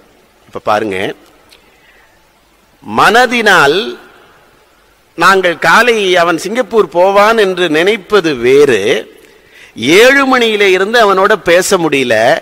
ஒவ்வொரு 30 நிமிடங்களுக்கும் இந்த இடத்தில் இறை செய்து கொண்டிருக்கிறான், இந்த இடத்தில் பையன் இறை செய்து கொண்டிருக்கிறான், இப்பொழுது சாப்பிடுவான், இப்பொழுது அங்கே சென்று அடைந்திருப்பான், இப்பொழுது அழைத்து கொண்டு சென்றிருப்பார்கள், இப்ப குளிச்சுட்டு காலையில டிஃபன் எப்படி இருக்குதோ இப்ப அந்த நேரத்தில் அவன் சாப்பிட்டிருப்பான் என்று சொல்லி 7 நிகழ்வுகளையும் நாங்கள் நினைக்கவில்லை, அந்த நிகழ்வுகளோடு நாங்களும் செயல்பட்டு வந்தோம், செய்ததாகவே உணர்ந்தோம். ஏனென்றால் இது தொப்புள் கொடி உறவு அல்லவா? நம்முடைய மகன் சென்றிருக்கிறான் என்ற காரணத்தினாலே அவன் அங்கு சென்றிருப்பான் என்று நினைப்பது மட்டுமல்ல, அந்த நினைப்போடு சேர்ந்து நாங்களும் செயல்பட்டோம் அல்லவா? அதுபோல்தான் என்னுடைய தொப்புள் கொடைவாக இருக்கின்ற ஆண்டவனுக்கு ஆலயம் அமைக்கிற போது எம்பெருமான் பூசலார் நாயனார் செயல்பட்டார் மனதில் என்பதுதான் சேக்கிழார் கொடுத்திருக்கிற அற்புதம். அந்த வகையில் ஆலயத்தை உருவாக்குகிறார். உருவாக்கிவிட்டு கும்பாபிஷேகம் நடக்கிற போது அந்த கும்பாபிஷேகத்தை நடத்த வேண்டும்னு அருமையாக திட்டமிட்டு கொண்டு வந்து விட்டார். அப்படி திட்டமிட்டு கொண்டு வந்து அவ்வளவு திட்டமிட்ட உடனே அவர் மனசிலே கும்பாபிஷேகம் செய்கிற வேளையில் யாரென்று பார்த்தார். உள்ளே வந்திருக்கிறவர் இந்த நாட்டினுடைய அரசன். அரசன் என்ன பண்ணானா, உள்ள வந்த உடனேயே அவர் அங்க வாங்க பார்க்க சொல்லணும்னு நினைக்கல. இந்த நாட்டை ஆண்டிருக்கிற நம்முடைய தமிழர்களுடைய இந்த மண்ணினுடைய மன்னர்கள் எல்லாம் அறவழியும் நின்றார்கள், ஆன்மீக வழியிலும் நின்றார்கள். ஆலயங்களிலும் அறச்சாலைகள் அமைத்து முறை செய்து மக்களை காப்பாற்றினார்கள். ஆன்மீகம் என்பது தர்ம வழியில் நேர்நிலையிலே என்று மணிநீதி சோழனை முதல் நாள் பார்த்தோம். இந்த நாட்டை ஆளுகின்ற மன்னனுக்கு நீதி நெறிதான் சைவம் என்று அவன் வாழ்ந்து காட்டினான் இல்லையா? அப்படிப்பட்ட முறையோடு வாழுகின்ற மன்னன் ஒரு சாதாரண மனிதனாக இருக்கும் என்று தெரிந்தும் கூட தான் போய் நேரிலே பார்த்து முதலாக என்ன செய்தாராம்? சாஷ்டாங்கமாக அவருடைய காலிலே விழுந்து கும்பிட்டானாம். நன்றாக பாருங்கள், தன்னுடைய சென்னி தாழ வணங்கி என்று சேக்கிழார் சொல்லவில்லை, தன்னுடைய தலை, தன்னுடைய உடல் கீழே வீழ்ந்து என்று சொல்கிறார். கீழே வீழ்ந்து சாஷ்டாங்கமாக நமஸ்காரம் செய்தாராம். மன்னனுடைய மனம் பாருங்கள். நேற்று சோழராஜன், நேற்று ஒரு செய்தியை சொன்னேன். சோழ நாட்டு மன்னனாகிய ராஜராஜ சோழன் அந்த திருமுறைகளை பார்த்த போது கண்ணீர் விட்டு அழுதானாம். திருமுறைகள் அரித்த சுவடிகளை பார்த்த போது, ஐயோ இது அரிக்கிற போது என்னுடைய நெஞ்சம் அரிக்கிறது, என்னுடைய நெஞ்சம் ரெண்டுபடுகிறதுன்னு நேற்று நம்ம பார்த்தோம். அந்த அளவுக்கு சமயத்தின் மேல், இந்த நாட்டின் மேல், மக்களின் மேல் அவ்வளவு ஈடுபாடு கொண்டவர்கள் நம்முடைய நாட்டை ஆண்ட மன்னன். இவருக்கு முதல்ல இவர் கோயில் உள்ளபடிக்கே கட்டி இருந்து இவன் மன்னன் வணங்கினா கூட பரவாயில்ல, இறைவன் சரியா சொல்லிட்டாருன்னு சொல்லலாம். ஆனால் கோயிலே கட்டவில்லை என்று தெரிந்த போது கூட அவன் சாஷ்டாங்கமாக விழுகிறான் என்று சொன்னால், யார் சிவனுடைய அடியார்களோ, யார் திருநீறு பூசி இருக்கிறார்களோ, யார் முப்போது தீண்டுகிறார்களோ, யார் இறைவனாலேயே குறிப்பிடப்பட்டிருக்கிறார்களோ, அந்த பெருந்தகைகளை பார்த்தவுடன் எந்த விசாரணையும் இல்லாமல் வணங்க வேண்டும் என்பதுதான் இந்த நாட்டினுடைய பண்பாடு என்பதை இந்த நாட்டிலே வாழ்ந்திருக்கிற மன்னர்கள் நிரூபித்து காட்டியிருக்கிறார்கள் அல்லவா? அதுதானே மிகப்பெரிய பண்பாடு. இந்த பண்பாட்டினுடைய நிலை மனித புனிதர் டாக்டர் ஏபிஜே அப்துல் கலாம் அவர்கள் எவ்வளவோ நிகழ்வு மானுடத்திலே அவர் வாழ்ந்த காலத்தில் அவருடைய அந்த தரிசனம் கிடைத்தது என்பது நாமெல்லாம் பெற்றிருக்கிற மிகப்பெரிய ஒரு பேரு. நடையில் நின்றுயர் நாயகன்னு சொன்னார் கவிச்சக்கரவர்த்தி கம்பர். அந்த நடையில் நின்றுயர் நாயகன், குணங்களால் வாழ வேண்டுகிற ஒருவனை காட்ட முடியுமான்னு கேட்டார் நம்முடைய வால்மீகி. வேற எதனால் இல்ல, பதவியாலோ இறைத்தன்மையாலேயோ எவற்றாலும் வாழுகிறவன் மானுட அற்புதன் அல்ல, இறைவன் அல்ல. 32 குணங்களால் வாழ்பவனை காட்ட முடியுமா? நடையில் நின்றுயர் நாயகன், சொல்லுக்கும் செயலுக்கும் வித்தியாசமில்லாமல் வாழ முடியுமா? அப்படிப்பட்ட மிகப்பெரிய பெருந்தகை அவருடைய வாழ்விலே ரொம்ப அற்புதமான நிகழ்ச்சி. திருச்சி கல்யாணராமன் என்பவர் சிறந்த ஒரு சமய சொற்பொழிவாளர். அவர் எங்களோடெல்லாம் நிறைய அவரோடெல்லாம் பேசுகிற வாய்ப்பு எங்களுக்கெல்லாம் கிடைத்திருக்கிறது. டெல்லியிலே அவர் ராமாயணம் சொல்லிக் கொண்டு வருகிறார். 6 நாட்கள் அங்கே சொற்பொழிவு நடக்கிறது. அன்றைக்கு சுந்தரகாண்டம். அந்த சுந்தரகாண்ட சொற்பொழிவு நடக்கிறது. அந்த சுந்தரகாண்ட சொற்பொழிவிலே ஒரு 200 பேர் அமர்ந்திருக்கிறார்கள், அமர்ந்து கேட்டுக்கொண்டிருக்கிறார்கள். அப்படி கேட்டுக்கொண்டிருந்த போது திடீரென்று ஆஞ்சநேய சுவாமிகளை பற்றி சொல்லிக் கொண்டு வருகிற இடம், உன்பெரும் தேவி என்னும் உரிமைக்கும் உன்னை பெற்ற மண்பெரும் அருகி என்னும் வாய்மைக்கும் மிதலை மன்னன் தன்பெரும் தனையை என்னும் தகைமைக்கும் தலைமை சான்றாள் என்பெரும் தெய்வம் ஐயா. அந்த இடத்த சொல்லிட்டு வர்றாங்க. ஆஞ்சநேய சுவாமிகள் ராமனை, சீதையை பார்க்கிறவரை ராமன் தெய்வம், சீதையை பார்த்தவுடன் சீதை பெருந்தெய்வம். அந்த இடத்த சொல்லிட்டு வர்றாரு. அப்படிப்பட்ட அந்த என்பெரும் தெய்வமையா என்று சொன்ன போது திடீரென்று ஒரு மிகப்பெரிய ஒரு வண்டி வருகிறது. ஒரு கூட காவலாளர்கள்லாம் ஒரு 5 பெரிய வண்டி வருகிறது. இவருக்கும் தெரிந்து விட்டது யாரோ ஒரு முக்கிய பிரமுகர்கள் வருகிறார்கள் என்று சொல்லி எல்லாரும், ஒரு மிக முக்கிய பிரமுகர்கள் வந்தால் ஒரு தடபுடல் இருக்கும். அப்படி ஒரு தடபுடல் இருந்தது. மன்னன் உள்ளே வருகிறார். அவர் வந்தவர், உள்ளே வந்தவர் என்ன செய்தார், அவர் வந்த உடனேயே அப்படியே எல்லாரும் மிகப்பெரிய ஒரு ஆசனத்தை கொண்டு வந்து அவருக்கு முன்னாடி போட்டார்கள். போட்ட உடனேயே அவர் என்ன சொன்னார், அந்த வந்திருக்கிற மிக முக்கிய பிரமுகர் அந்த நாற்காலியை தள்ளி எடுத்து வைத்து விட்டு தரையிலே அமர்ந்து கொண்டார். வந்திருந்தவங்க எல்லாத்துக்கும் பகீர்னு ஆயிடுச்சு. அவர் இவ்வளவு பெரியவர், அவரு யாருன்னு இன்னும் தெரியல, கொஞ்ச நேரத்தில் பார்ப்போம். அவ்வளவு பெரியவர் அவரு, இவர் போய் கீழே உட்காந்துட்டாரே என்று சொல்லி எல்லாரும் பதறி அங்க நாற்காலியில் உட்கார்ந்து இருந்தவங்க எல்லாம் கீழே உட்காந்துட்டாங்களாம். கீழே உட்கார்ந்த உடனே ஆச்சரியமாக இவருக்கு போய்விட்டது. அந்த மிகப்பெரிய பிரமுகர் வருகிறார். வந்து சுந்தரகாண்டம் நடந்து கொண்டிருக்கிறது. இவர் பேசி கொண்டிருக்கிற போது அவர் வந்தவர், எல்லோரும் நாற்காலியில் அமைந்திருக்கிறார்கள். அவர் கீழே உட்கார்ந்த உடனே எல்லாரும் உட்கார்ந்து இருக்கிறார்கள். பரபரப்பாக ஆகிவிட்டது. இவருக்கும் என்ன என்று சொல்லி இப்படி பார்த்த போது அந்த பிரமுகர் சொன்னாராம், பேசுகிற போது, எங்கெல்லாம் சுந்தரகாண்டம் நடக்கிறதோ இந்த பாரத பூமியில், எங்கெங்கெல்லாம் எங்கள் ஊரிலே ஒரு 200-100 வருடங்களுக்கு முன்னால் இருந்து எங்கள் தாத்தாவும் அப்பாவும் சொல்லி நான் கேட்டிருக்கிறேன். ஏன்னா அவரோட தாத்தா அந்த சீதாராம விக்கிரகங்களை எல்லாம் குளத்திலே அருமையாக எடுத்து சொன்று படகோட்டியாக இருந்திருக்கிறார். எங்கள் தாத்தாவும் அப்பாவும் சொல்லி கேட்டிருக்கிறேன், எங்கே எல்லாம் ராமனை பற்றிய ராமாயணம் நடக்கிறதோ அங்கே எல்லாம் ஆஞ்சநேய சுவாமிகள் இருப்பார்கள். அந்த இடத்துல போய் நம்ம அவர்களுக்கு மேலாக நாற்காலியில் உட்காரக்கூடாது என்றுதான் இன்று சுந்தரகாண்டம் நிகழ்ச்சியிலே நான் தரையிலே உட்கார்ந்தேன் என்று சொன்னாராம். யாரென்று அறிந்திருப்பீர்கள், மனித புனிதர் டாக்டர் அப்துல் கலாம் அவர்கள்தான் அந்த மிகப்பெரிய புனிதர். இப்படியும் நம்முடைய மண்ணுலகத்திலே வாழ்ந்திருக்கிறார்கள். அப்படிப்பட்ட மன்னன் யார் என்று தெரியவில்லை. பல்லவ மன்னனுடைய அற்புதத்தை, அந்த நாட்டை ஆளுகின்றக்கூடிய அவனுடைய ஆனந்தத்தை, உள்ளே இருக்கிற பக்தியை நாம் மெச்ச வேண்டும். இப்படித்தான் நாடு இருக்கிற போது வான்முகில் வழாது பெய்யும். நம்முடைய நாட்டிலே நீர்வளமும் நிலவளமும் நிரம்பி இருக்கிற இந்த நாட்டிலே ஏதாவது ஒரு நிலையிலே மாற்றம் வருகிற போது அந்த மாற்றங்கள் சரி செய்யப்பட வேண்டும் என்றுதான் சேக்கிழார் சுவாமிகளும் சுவாமிகள் போன்ற அருளாளர்களும் நம்ம எல்லாம் வழிநடத்தி தவம் இருந்து கொண்டிருக்கிறார்கள். அந்த வகையிலே பல்லவ மன்னன் கீழே விழுந்து விட்டான். கீழே விழுந்து எழுந்து, சுவாமிகளே, நீங்கள் உங்களை காண்பதற்கு நான் மிகப்பெரிய பேறு பெற்றிருக்கிறேன்.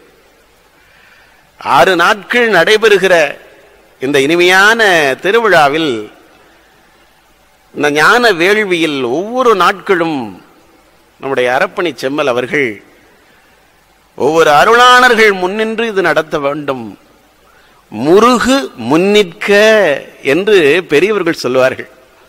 செங்கேலெடுத்த திருவடிவேலும் திருமுகமும் பங்கே நரைத்த நல் பன்னிரு தோளும் பதுமமலர் கொங்கே தரளம் செரியும் செங்கோடை குமரனென எங்கே நினைப்பினும் அங்கே வந்து என் முன்னின் எதிர் நிற்பானே. எங்க இருந்தாலும் தமிழ் கடவுளாகிய பெருமான் முன்னிற்பது என்பது அருளாளர்களுடைய முன்னிலையில் தான் நாம் முதல் நாள் நம்ம பார்த்தோம். அப்படி இன்றைக்கு பேரூரிலே இருந்து, பாண்டி கொடுமுடி நற்றவா உன்னை நான் மறவினும் சொல்லும் நான் நமச்சிவாயவே என்று பரமாச்சாரிய மூர்த்தியாய், ஞான மூர்த்தியாய், மூலவராய், சைவம் தழைக்கவும் திருநெறிய தமிழ் முறைப்படி முருகப்பெருமான் உருவாக்கிய அந்த அமுத தமிழ் மொழியால் மக்கள் தேவாரம், திருவாசகம் போன்றவற்றையெல்லாம் கற்று தேர்ந்து வாழ்விலே உய்ய வேண்டும் என்பதற்காக இவர்கள் தவம் இருந்து கொண்டிருக்கிறார்கள்.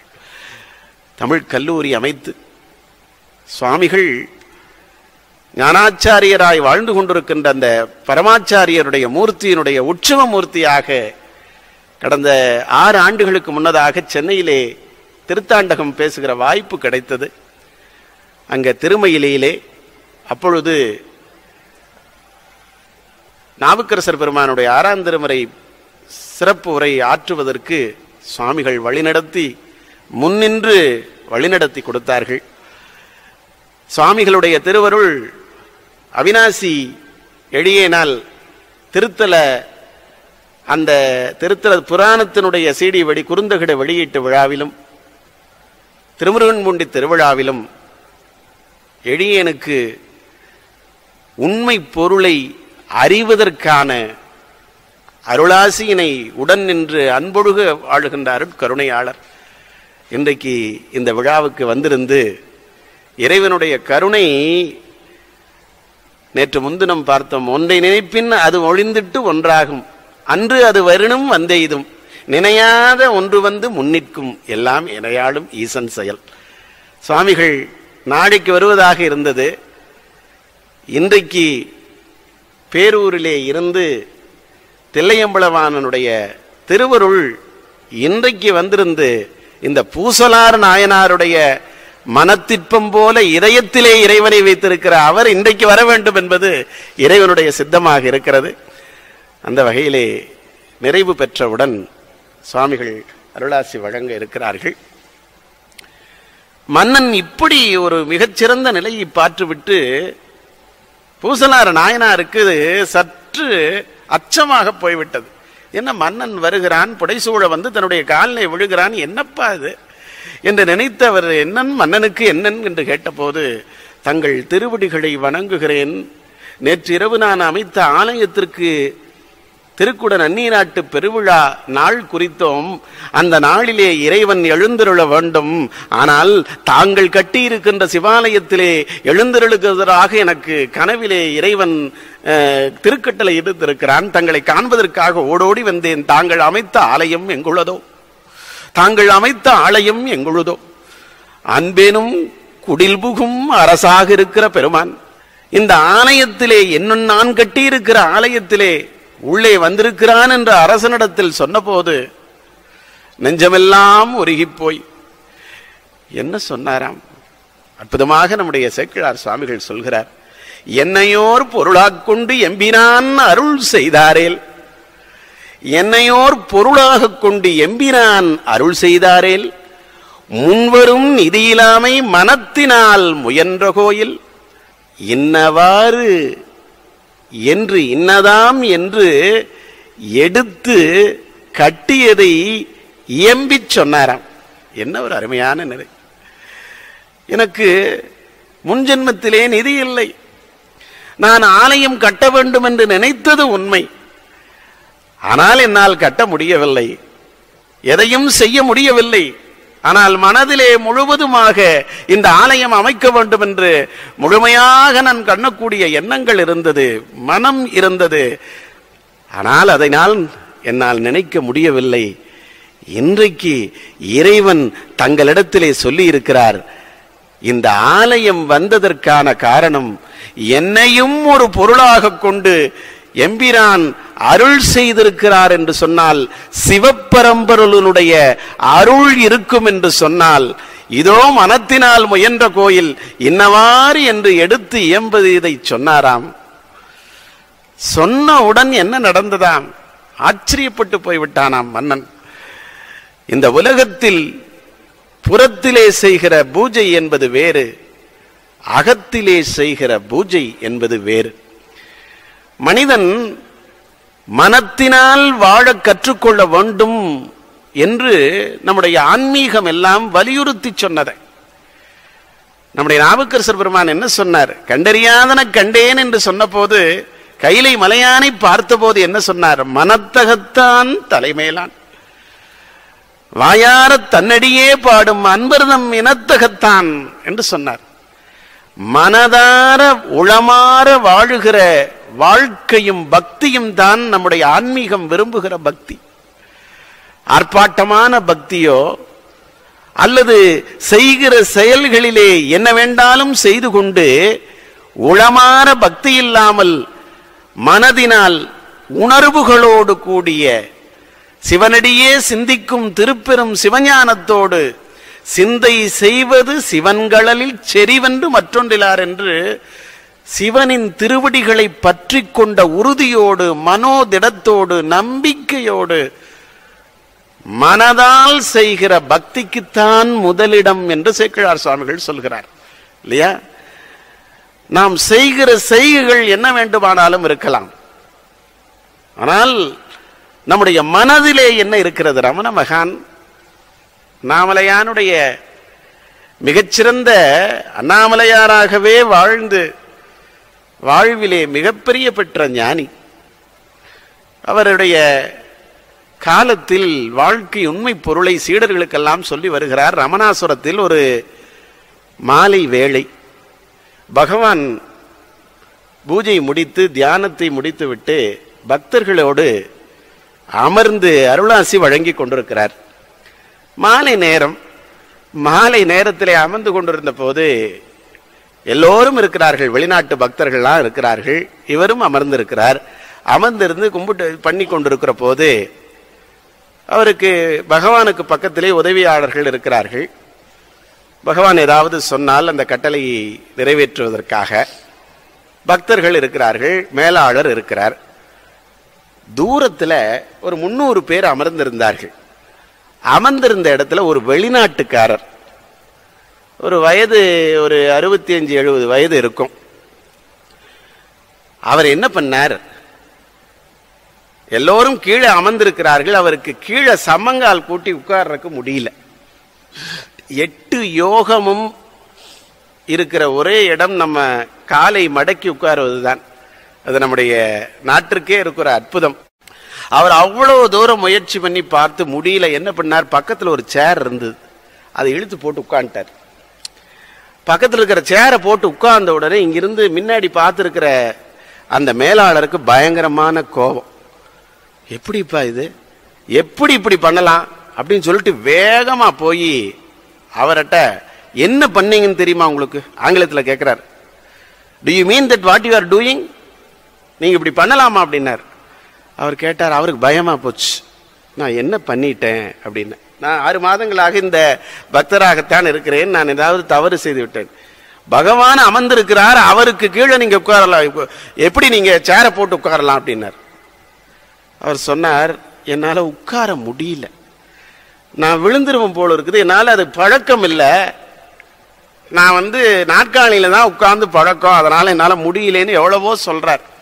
இதெல்லாம் அவமானப்படுத்துகிற செயல் அப்படின்னு சொன்னார். அவர் ஒரு வார்த்தை சொன்னார், எனக்கு இந்த நாட்டினுடைய பண்பாடு, பகவானிடத்தில் இருக்கிற அருட்காந்த சக்தி, இதனால் ஈர்க்கப்பட்டு நான் இங்கே வந்திருக்கிற ஒரு பக்தர், என்னை நம்புங்க, என்னால முடியல, அதனாலதான் உட்கார்ந்தேன் என்று வாக்குவாதம் இருந்தப்போ இதை கவனித்து விட்டார் பகவான். மகரிஷி பார்த்து விட்டு அழைத்தார், என்னன்னு கேட்டார். உடனே இவர் மேலாளர் இப்படி சொன்னார், பகவானுக்கு முன்னாடி நாற்காலியில உட்காரணும்னு சொல்றாரு, இது என்னங்க அப்படின்னு. உடனே பகவான் சொன்னார், அந்த தூக்கி போட்டு அந்த நாற்காலி எட்டு வந்து உட்கார சொல்லுங்கன்னார். உட்கார்ந்துட்டார். உட்கார்ந்த உடனே இவருக்கு ஒரு மாதிரி ஆயிடுச்சு மேலாளருக்கு. பகவானை பார்த்து சொன்னார், பிடிங்க சுவாமி, இது ஒரு அவமாரிப்படுத்து தானே அப்படின்னு சொல்லி கொஞ்சம் அப்படியே அந்த டென்ஷன் சொல்லுவாங்களே அழுத்தமாய் பேசிக்கொண்டே வந்தார். பகவான் சிரித்து கொண்டே சொன்னார், மேல மரத்தின் கீழே உட்கார்ந்து அருளாசி வழங்கிட்டு இருந்தார் இல்லையா, சிரிச்சுட்டே சொன்னார், இந்த பார் மேல பாருன்னார். மேல பார்த்தா ஒரு குரங்கு உட்கார்ந்துட்டு இருந்தது இந்த மரக்கிளைக்கு மேல. இதோ அதை பார்த்தியா நீ என்னன்னார். சாமி அது குரங்குங்க அப்படின்னு. அது எனக்கு மேல உட்கார்ந்து இருக்குது, அது என்னை விட பெருசாது, எனக்கு மேல உட்கார்ந்து இருக்குது, அது என்னை விட பெருசாது. புரிஞ்சு போச்சு. சொல்லிட்டு பகவான் சொன்னார், எனக்கு மேலே உட்கார்ந்திருப்பது உட்காருவதால் அது எனக்கு பெரிதும் அல்ல, எனக்கு கீழே உட்கார்ந்திருக்கிறார்களா அவர்கள் கீழே உட்கார்ந்ததால் எனக்கு கீழானவர்களும் அல்ல. அவரவர்களுக்கு எது சௌகரியமோ அந்தந்த செய்கைகளை கடமைகளை இடத்திலே இருக்கட்டும், மனசைத்தான் நீ பார்க்க வேண்டும் என்று பகவான் சொன்னாராம். அந்த மனதினுடைய அற்புதம், அந்த மனத்திலே இருக்கிற அற்புதம் இருக்கிறதே, அந்த மனதினால் செய்கின்ற உண்மை பிடிப்பு நம்பிக்கையை பார்த்து அயர்ந்து விட்டு, இவருக்கு இதுதான் எனக்கு எம்பினான் அருள் செய்தார்னால் நான் அமைக்கப்பட்டிருக்கிற கோயிலை சொல்லுகிறார். சொன்ன உடனே எம்பெருமான் உமையவளோடு இணைந்து கும்பாபிஷேகத்திற்கு செய்ய வேண்டும் அல்லவா, அந்த அற்புதமான ஆலயத்தின் ஆனந்தமான நிலையிலே காட்சி தருகிறார். ஒப்பிலாத செயலை செய்திருக்கிறார் இவர் என்று அருமையான அந்த வாழ்க்கையினுடைய பூசலார் நாயனாருடைய அந்த மன திட்பத்தை எல்லோரும் வியக்க, தேவர்கள் பூமாரி பொழிய, எம்பெருமான் முதனாக அவருக்கு காட்சி கொடுத்து பின்னாலே அரசன் மூலமாக கைலாயநாதனுடைய நிலை, அவருடைய கும்பாபிஷேகம் நடைபெற்றதாக மன்னிய சீர் மறைநாவன் நின்றவூர் பூசலார்க்கும் அடியேன் என்று சூரிய சந்திரன் உள்ளவரை சேக்கிழார் சுவாமிகள் சொன்னது. புறத்திலே நாம் வழிபாட்டை காட்டிலும் வாழ்வில் உளமாற வாழக் கற்றுக்கொள்ள வேண்டும். தூய்மை வாய்மை உள்ளத்திலிருந்து வர வேண்டும். அப்படி வந்தால் உள்ளத்தால் பொய்யாது ஒழுகின் உலகத்தார் உள்ளத்திலெல்லாம் உளன் என்று நம்முடைய வாழ்க்கையிலே செய்கை என்பது வேறு, நம்முடைய மனதார நாம் செய்கின்ற உண்மையும் நேர்மையும் பக்தியும் இருந்தால் எம்பெருமானே புறத்திலே செய்கின்ற கிரியைகளை காட்டிலும் அகத்திலே செய்கிற கிரியைக்கு முன்னிற்பான் இறைவன் என்பதை பூசலார் நாயனாருடைய அற்புதமான சரித்திரமாக சொல்லி, அடுத்ததாக நாம் பார்க்க இருப்பது அமர்நீதி நாயனார் என்ற ஒரு நாயனார். அவர் ஒரு வணிகர். நம்முடைய 4 நிலைகளை நம்முடைய சமயம் நமக்கு வாழ்க்கையிலே வகுத்து கொடுத்தது. எப்படியும் வாழலாம் என்பதை மாற்றி இப்படித்தான் வையத்துள் வாழ்வாங்கு வாழ வேண்டும், நல்ல வண்ணமும் வாழ வேண்டும். மண்ணில் நல்ல வண்ணம் வாழலாம், என்னில் நல்ல கதிக்கு யாதுமோர் குறைவிலை, கண்ணில் நல்ல கூதுரும் கழுமல வழநகரும், பெண்ணில் நல்லாளொடும் பெருந்தகை இருந்ததே. பெண்ணில் நல்லாளொடும் பெருந்தகையாக மங்களமாக நாம் இந்த உலகத்திலே வாழ வேண்டும். இந்த உலகத்திலே ஒவ்வொரு நிலைகளிலும் மண்ணுலக வாழ்க்கையில் நமக்கு என்ன கேட்க போறோம்? மண்ணுலகத்தினில் பிறவி மாசற வேண்டும், முன்வினை பதிவுகளெல்லாம் போக வேண்டும், எண்ணிய பொருளெல்லாம் எளிதிலே கிடைக்க வேண்டும். அது மட்டும் இருந்தா போதுமா? என்னங்க எல்லாமே கேட்டுட்டு வீடு பேற்றை மட்டும் எனக்கு கொடுக்க வேண்டும்னு கேட்டா எப்படிங்க? முன்வினை பதிவுகள் அவ்வளவு இருக்கு. நேற்று நம்ம பார்த்தோம் ஞானசம்பந்தர் இடத்தில். ஆணவத்திற்கு கண்மம் மாயை என்ற 3 வினை பதிவுகளை போக்குவதற்கு ஞானசம்பந்த பெருமான் சொன்ன தேவாரத்தை நேற்று பார்த்தோம். ஆணவ மனம் கரிய வேண்டும் என்று சொன்னால் பணிவும் எளிமையும் இருக்க வேண்டும். மாயை தீர வேண்டும் என்று சொன்னால் பக்தியும் அன்பும் இருக்க வேண்டும். அதே மாதிரி கண்ம வினைகள் 3 வினை பதிவுகளாக இருக்கிற முந்தி செய்வினை மூர்க்கனாய் கழியன காலம்னாரே சுந்தரமூர்த்தி நாயனார். அந்த முந்தி செய்வினை போக வேண்டும் என்று சொன்னால் தூய்மையும் துறவும் தொண்டும் இருக்க வேண்டும். இந்த 3 நாயன்மார் பெருமக்கள் நமக்காக வாழ்ந்து காட்டி சென்றிருக்கிறார்கள் என்பதை பார்த்தோம். இப்படி நல்ல வண்ணம் வாழ்வதற்காக 4 நிலைகளை நம்முடைய சமூக அமைப்பிலே, நம்முடைய பாரத சமுதாயத்திலே வைதீக தர்மம் வைத்தது. ஒன்று, டு டிஃபெண்ட் த ரிலீஜியன், அதாவது வேதம் ஓதுவது, ஆன்மீக துறையிலே வழிபாடுகள் நடத்துவது, 30 திருமேனி தீண்டுவது, முழுநீர் பூசிய முனிவர்கள், இப்படி ஆன்மீகத்தை இந்த நாட்டிலே சமயத்தை பாதுகாத்து வாழ்வதற்காக அந்தனர் மரபு. அடுத்தது டு டிஃபெண்ட் தி கண்ட்ரி. 2வது இந்த நாட்டை சத்திரிய குலம் என்று வைத்தார்கள். இது என்னன்னா, இவர்கள் முழுவதும் இந்த நாட்டை காப்பாற்ற வேண்டும். எப்படி காப்பாற்றணும்? முறை செய்து காப்பாற்றும் மன்னவன் மற்கற்கு இறையென்று வைக்கப்படும். அதனால்தான் பாடுகிற போது ஒவ்வொரு நாளும் வான்முகில் வழாது பெய்க மலிவளம் சுரக்க மன்னன் கோன் முறைய அரசு செய்க.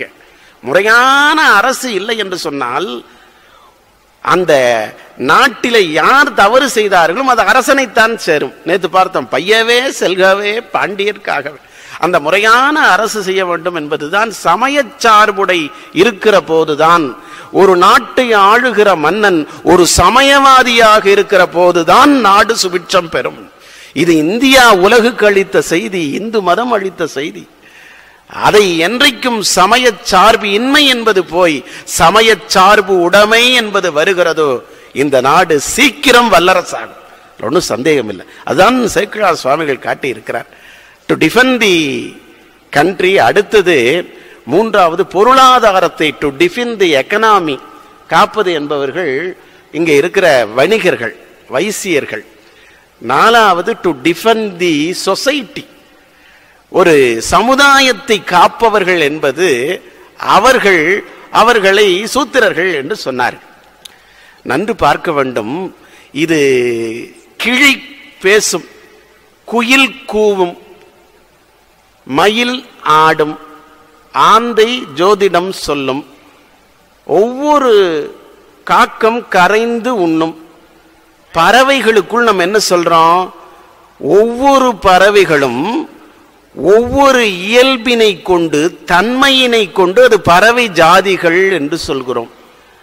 இதனால மயில் ஒசத்தி கிளி குறைவுன்னு அர்த்தம் அல்ல. ஒவ்வொன்றில் இருந்தாலும் அது ஒவ்வொரு தன்மைகளையும் அவர்களுக்கு செய்கிற கடமையையும் பொறுத்து அதை ஜாதியாக பிரித்தார்கள். சமூகத்தில் இறைவன் அமைத்து கொடுத்த அமைப்பு அவரவர்களுடைய கடமைக்கு தகுந்த மாதிரி பிரிவுகளை வைத்தார்கள். ஆனால் இவர்கள் 4வரும் ஒன்றுதான் பரம்பொருளுக்கு என்று காட்டியவர் சேக்கிழார் பெருமான். எல்லாருமே இறைவனுடைய அடியார்கள், எல்லாரும் ஒன்றுதான். அதனாலதான் சேக்கிழார் பெருமானுடைய அற்புதம். நேற்றெல்லாம் சுவாமிகள் சொன்னார்கள், வருடந்தோறும் பேசக்கூடியவை, ஒவ்வொருவரும் கேட்டு மகிழக்கூடிய சமூக நல்லிணக்கம், சமுதாய ஒழுங்கை சொன்னது நம்முடைய அற்புதமான புராணம். அப்படி 4 வருடங்களில் நம்முடைய அமர்நீதி நாயனார் என்பவர் வணிக குலத்தை சார்ந்தவர். வணிகர் என்று சொன்னால், செட்டி என்று சொன்னால் பொருளை வாங்குபவன், பொருளை கொடுப்பவன். நம்முடைய சங்க இலக்கியங்கள் அழகாக பேசியது. கொள்முதல் பண்ணுகிற போதும் மிக அதிக விலை கொடுத்து வாங்கிவிடக்கூடாதான். ஒரு வணிகருக்குரிய ஒரு அடையாளத்தை சொன்னது நம்முடைய சங்க இலக்கியம். கொள்வதும் மிகை கொள்ளாது, கொடுப்பதும் குறை கொள்ளாது. அப்படி, அதாவது வாங்குற போது மிக அதிகமாக கொடுத்து வாங்கிட்டா விற்கிற போது எவ்வளவுக்கு விற்கிறது? 10 ரூபா பண்டத்தை 25 ரூபா கொடுத்து வாங்கினா விற்கிற போது 50 ரூபாய்க்கு விற்கணும். 10 ரூபாய் பொருளை ஒரு 15 ரூபாய்க்கு வாங்கி 20 ரூபாய்க்கு விற்றால் எல்லாத்துக்கும் அதுதான் நியதி என்பதை பெரியவர்கள் சொன்னார். அந்த வணிக தர்மத்தோடு சோழ நாட்டில் காவிரி நதி பாய்கிற பழையாறை என்கிற ஊரிலே அமர்நீதி நாயனார் என்ற ஒரு வணிகர் வாழ்ந்து வந்தார். அவர் என்ன வணிகம் செய்தார்? அது ரொம்ப முக்கியம். ஆடை உற்பத்தி, பொன்னு வியாபாரம், தங்க நகை வியாபாரம், ரத்தினம் மற்றும் முத்து, இவைகளை எல்லாவற்றையும் ஆடையை உற்பத்தியும் செய்வார், நூலாகவும் நூல் பொதிகளையும் வியாபாரம் செய்வாராம். அதே நேரத்தில் அவர் இந்த ஆடையெல்லாம் நெய்யவும் செய்வார். அவருக்கு என்னன்னா சிறந்த சிவனடியார். வாழ்விலே வணிகம் முறையாக செய்து வந்தாலும் மிகச்சிறந்த சிவனடியார். மண்ணில் பிறந்தார் பெரும் பயனெல்லாம் மதிசூடும் அன்னலார்க்கு அமுது செய்வித்து கண்ணினால் அவர் திருவிழா கண்டு ஆர்த்து வாழ்ந்த பெருந்தகை. சிவனடியே சிந்திக்கின்ற சிவனுடைய திருவடிகள் தான் உண்மை பொருள் என்று நினைக்க வேண்டும். அதுதான் உறுதி பொருள் என்று நினைத்து அவருடைய திருவடிகளை என்றைக்கும் வாழ்த்தி கொண்டிருப்பாராம். போற்றி எல்லா உயிர்க்கும் தோற்றமாம் பொற்பாதம், போற்றி எல்லா உயிர்க்கும் போகமாம் பொங்கழல்கள் என்று மணிவாசக பெருந்தகை பாடினார் அல்லவா? அப்படி இந்த போற்றி எல்லா உயிர்க்கும் தோற்றமாம் பொற்பாதத்தை வணங்கி எல்லாவற்றுக்கும் மேலாக சிவனடியார்களுக்கு திருவமுது சமைத்து திருத்தொண்டு செய்து வந்திருக்கின்றவர்கள் எல்லாவற்றுக்குமே கோவணம், அவர்கள் உடுத்துவதற்கு கோவணம், கீழ் உடை, அந்த பருத்தியிலேயே ஆடையிலேயே செய்யப்பட்ட முனிவர்கள் எல்லாம் அணிகிற அந்த ஒரு கீழ் உடை, அப்புறம் போர்வை, கந்தை, இவற்றை எல்லாவற்றுக்கும் கொடுப்பாராம். அவர் செய்கிற தொழிலில் வந்திருக்கிற அடியார்களுக்கு திருவமுது செய்வித்து எல்லோருக்கும் கொடுப்பார்களாம். நம்முடைய சொல்வேந்தர் அவர்கள் இன்று மதியம் வீட்டுக்கு வந்திருந்த போது, இன்று காலை அவர் சொன்ன வார்த்தை முதலாக நான் பார்த்த போது, இன்று காலை ஒரு மிகச்சிறந்த மனிதருடைய, மிகச்சிறந்த ஆச்சரியப்படக்கூடிய ஒரு மனிதருடைய இடத்திற்கு சென்றிருந்தேன். இயற்கை வாழ்வோடு இயல்பாக வாழ்கிறார் என்று சொன்னார். இயல்பாக வாழ்கிறார், ஒரு குறிக்கோளோடு வாழ்கிறார். தன்னை முன்னிலைப்படுத்தாமல் வாழுகிற ஒருவருக்கு வீட்டிற்கு சென்று அவர்களுடைய அலுவலர்களோடு அளவலாவிக் கொண்டு அவர்களுக்கு உணவு அறிந்து, இயற்கை உணவு அறிந்து வந்தபோது ஒரு 2 புத்தகங்களை கொடுத்ததாக எனக்கு சொல்வேந்தர் அவர்கள் சொன்னார்கள். அந்த பெருந்தகைதான் நம்முடைய சைவத் தொண்டின் மிக்க நம்முடைய உமாசங்கர் ஐயா அவர்களுடைய தம்பதியோடு 4 நாட்களாக திருமுருகன்பூண்டி தெப்பக்குளம் திருப்பணி அமைத்த பெருந்தகை. திருவள்ளுவர் அழகா சொன்னார், எல்லா முயற்சிகளிலும் மேலான முயற்சி என்ன தெரியுமா? இயல்பினால் இல்வாழ்க்கை வாழ்வான் என்பான் முயல்வாரில் எல்லாம் தலை. நீ எவ்வளவு முயற்சிகள் பண்ணப்பா, வாழ்க்கையில இமயமலை ஏறு, வெடிய வெடிய உழைத்திரு, மிகப்பெரிய வணிகம் செய், எவ்வளவு செய்தாலும் கூட இயல்பாக வாழுதல், இயற்கையோடு இணைந்து வாழுதல். சிவானந்த மகரிஷி அப்துல் கலாம் அவர்களுக்கு முதல்ல பார்க்கிற போது சொன்னார்கள், அவருக்கு முதல்ல டேராடூன்ல வெளிநாட்டுக்கு வேலை கிடைத்த போது, அதாவது விமான பைலட்டாக மாறணும்னு ஆசை. நுழைவுத் தேர்வில் 9 பேர், நமக்கு எல்லாத்துக்கும் தெரியும், 9 பேர் கலந்து விட்டார்கள். ஒரே ஒருவர் மட்டும் தேர்வாகவில்லை, அது நம்முடைய கலாம் அவர்கள்.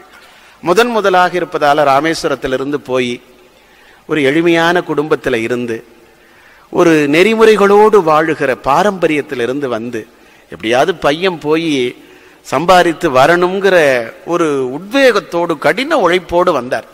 அப்ப அந்த காலத்துல ராமேஸ்வரத்திலிருந்து வந்ததுன்னா எவ்வளவு பெரிய, ஞானசம்பந்தரிடத்திலேயே நேத்து அவங்க அப்பா கேட்டார், நான் வேள்வி செய்யணும் பணம் கொடுப்பா என்று கேட்டார். அதனால பொருளிலாருக்கு இவ்வுலகம் இல்லாகி ஆங்கு, அப்படி பொருள் கொண்டு தனக்கு ஒரு வேலை வேணும்னு சொல்லி போறப்போ முதல்ல இல்லாதப்போ ஒரு சோர்வு மட்டும் ஏற்பட்டது. அவநம்பிக்கை ஏற்படவில்லை, சோர்வு ஏற்பட்டது. உடனே ரிஷிகேஷ் செல்கிறார். ரிஷிகேஷ் சென்று அவர் முதல்ல சிவானந்த மகரிஷி அவர்களை சந்திக்கிறார். சந்தித்த உடனேயே மகரிஷி, அவர் முக்காலம் உணைந்தவர்கள் அல்லவா, காலத்தை உற்று நோக்குகிறவன் கவிஞன், ஊடுருவி பார்ப்பவர்கள் ஞானிகள். அவர்கள்லாம் ஊடுருவி பார்ப்பார்கள். பார்த்த உடனேயே எம்பெருமான் இதயத்திலே இருக்கின்ற காரணத்தினால் அவர்கள் ஊடுருவி பார்க்கிற ஞானத்தை பெற்றவர்கள். மகரிஷி சொன்னார், கலாம், வாழ்க்கை உன்னை எந்த பாதையில் கொண்டு செல்கிறதோ அதோடு வாழ கற்றுக்கொள், மகிழ்ச்சியாக வாழ கற்றுக்கொள், சண்டை போடாதே. உனக்கு கடமையை செய், விளைவுகள் மாறி இருக்கிற போது அதை ஏற்றுக்கொள். எந்த பாதையிலே கல்பொருது இறங்கும், நான் தான் தொலைக்காட்சியில் பேசுற போது சொன்னேன், இது எங்கிருந்து மகரிஷி அவர்கள் நமக்கு கொடுத்தார்கள். 2000 ஆண்டுகளுக்கு முன்னால் கனியமூங்குன்னனார் சொன்னாரே, கல்புருது இறங்கும் மல்லற்பேரியாற்று நீர் வழிப்படுவும் புனை போல் ஆறுயிர் முறை வழிப்படுவோம் என்பதை சான்றோர் காட்சியில் தெளிந்தனன். ஆதலின் மாட்சியின் செல்வத்தால் பெரியாரை புகழ்தலும் இளமே, அன்றின் இல்லாரை இகழ்தலும் இளமே. செல்வத்தினால் பதவியினால் புகழினால் ஒருவரை புகழ்வதும் வேண்டாம், அது இல்லாத காரணத்தினால் ஒருவரை இகழ்வதும் வேண்டாம். மேலே இருந்து அருவியாய் பொழிகின்ற தண்ணீரில் ஆற்றின் ஓட்டத்திற்கு தகுந்த மாதிரி செல்கிறதே படகு, அது எதிர்த்தா செல்லுகிறது. எப்படி ஓட்டம் இருக்கிறதோ, மேலே கொஞ்சம் அதிகமாக தண்ணி விழுந்தா வேகமாக ஓடும், குறைவா விழுந்தா மெதுவா போகும். அந்த ஓட்டத்திற்கு தகுந்த மாதிரி போவதை சான்றோர்களுடைய காட்சியிலே நீ தெளிந்து கொள். அவர்கள்தான் அடியார்கள். கேடும் ஆக்கமும் கெட்ட திருவினார், ஓடும் செம்பனும் ஒக்கவே நோக்குவார், கூடும் அன்பினில் கும்பிடலே என்று வீடும் வேண்டா விரங்கினார் அவர் என்று வாழ்க்கையின் போக்கோடு வாழ கற்றுக்கொள் என்று சொல்லி, அந்த இயல்பாக வாழுகிற வாழ்க்கை என்பதுதான் அடியார்களுடைய வாழ்வாக இன்றைக்கு வந்திருக்கிற எல்லோரும் ஐயா அவர்களுடைய வாழ்வில் இயல்பாக என்று சொல்வேந்தர் அவர்கள் சொன்னார்கள். அந்த இயல்போடு வாழ்ந்து கொண்டு வந்தவர் நம்முடைய அமர்நீதி நாயனார். இயல்பாக நன்று உழைத்து வாழ்க்கையிலே பொருள் பெற வேண்டும் என்று நமக்கு வகுத்திருக்கிறார்கள். முக்கூர் நரசிம்மாச்சாரியார் என்ற பெரிய ஞானி, இதை அமர்நீதி நாயனார் புராணத்திலே நான் சொல்லியாகவே வேண்டும். அவர் எப்படி வாழ்ந்தாராம், கடவுள் நம்பிக்கையும் ஒரு மனிதனுக்கு இருக்க வேண்டும், தன்னம்பிக்கையும் இருக்க வேண்டும். அதற்கு ஒரு அழகான விளக்கம் கொடுத்தார். எது கடவுள் நம்பிக்கை, எது தன்னம்பிக்கை?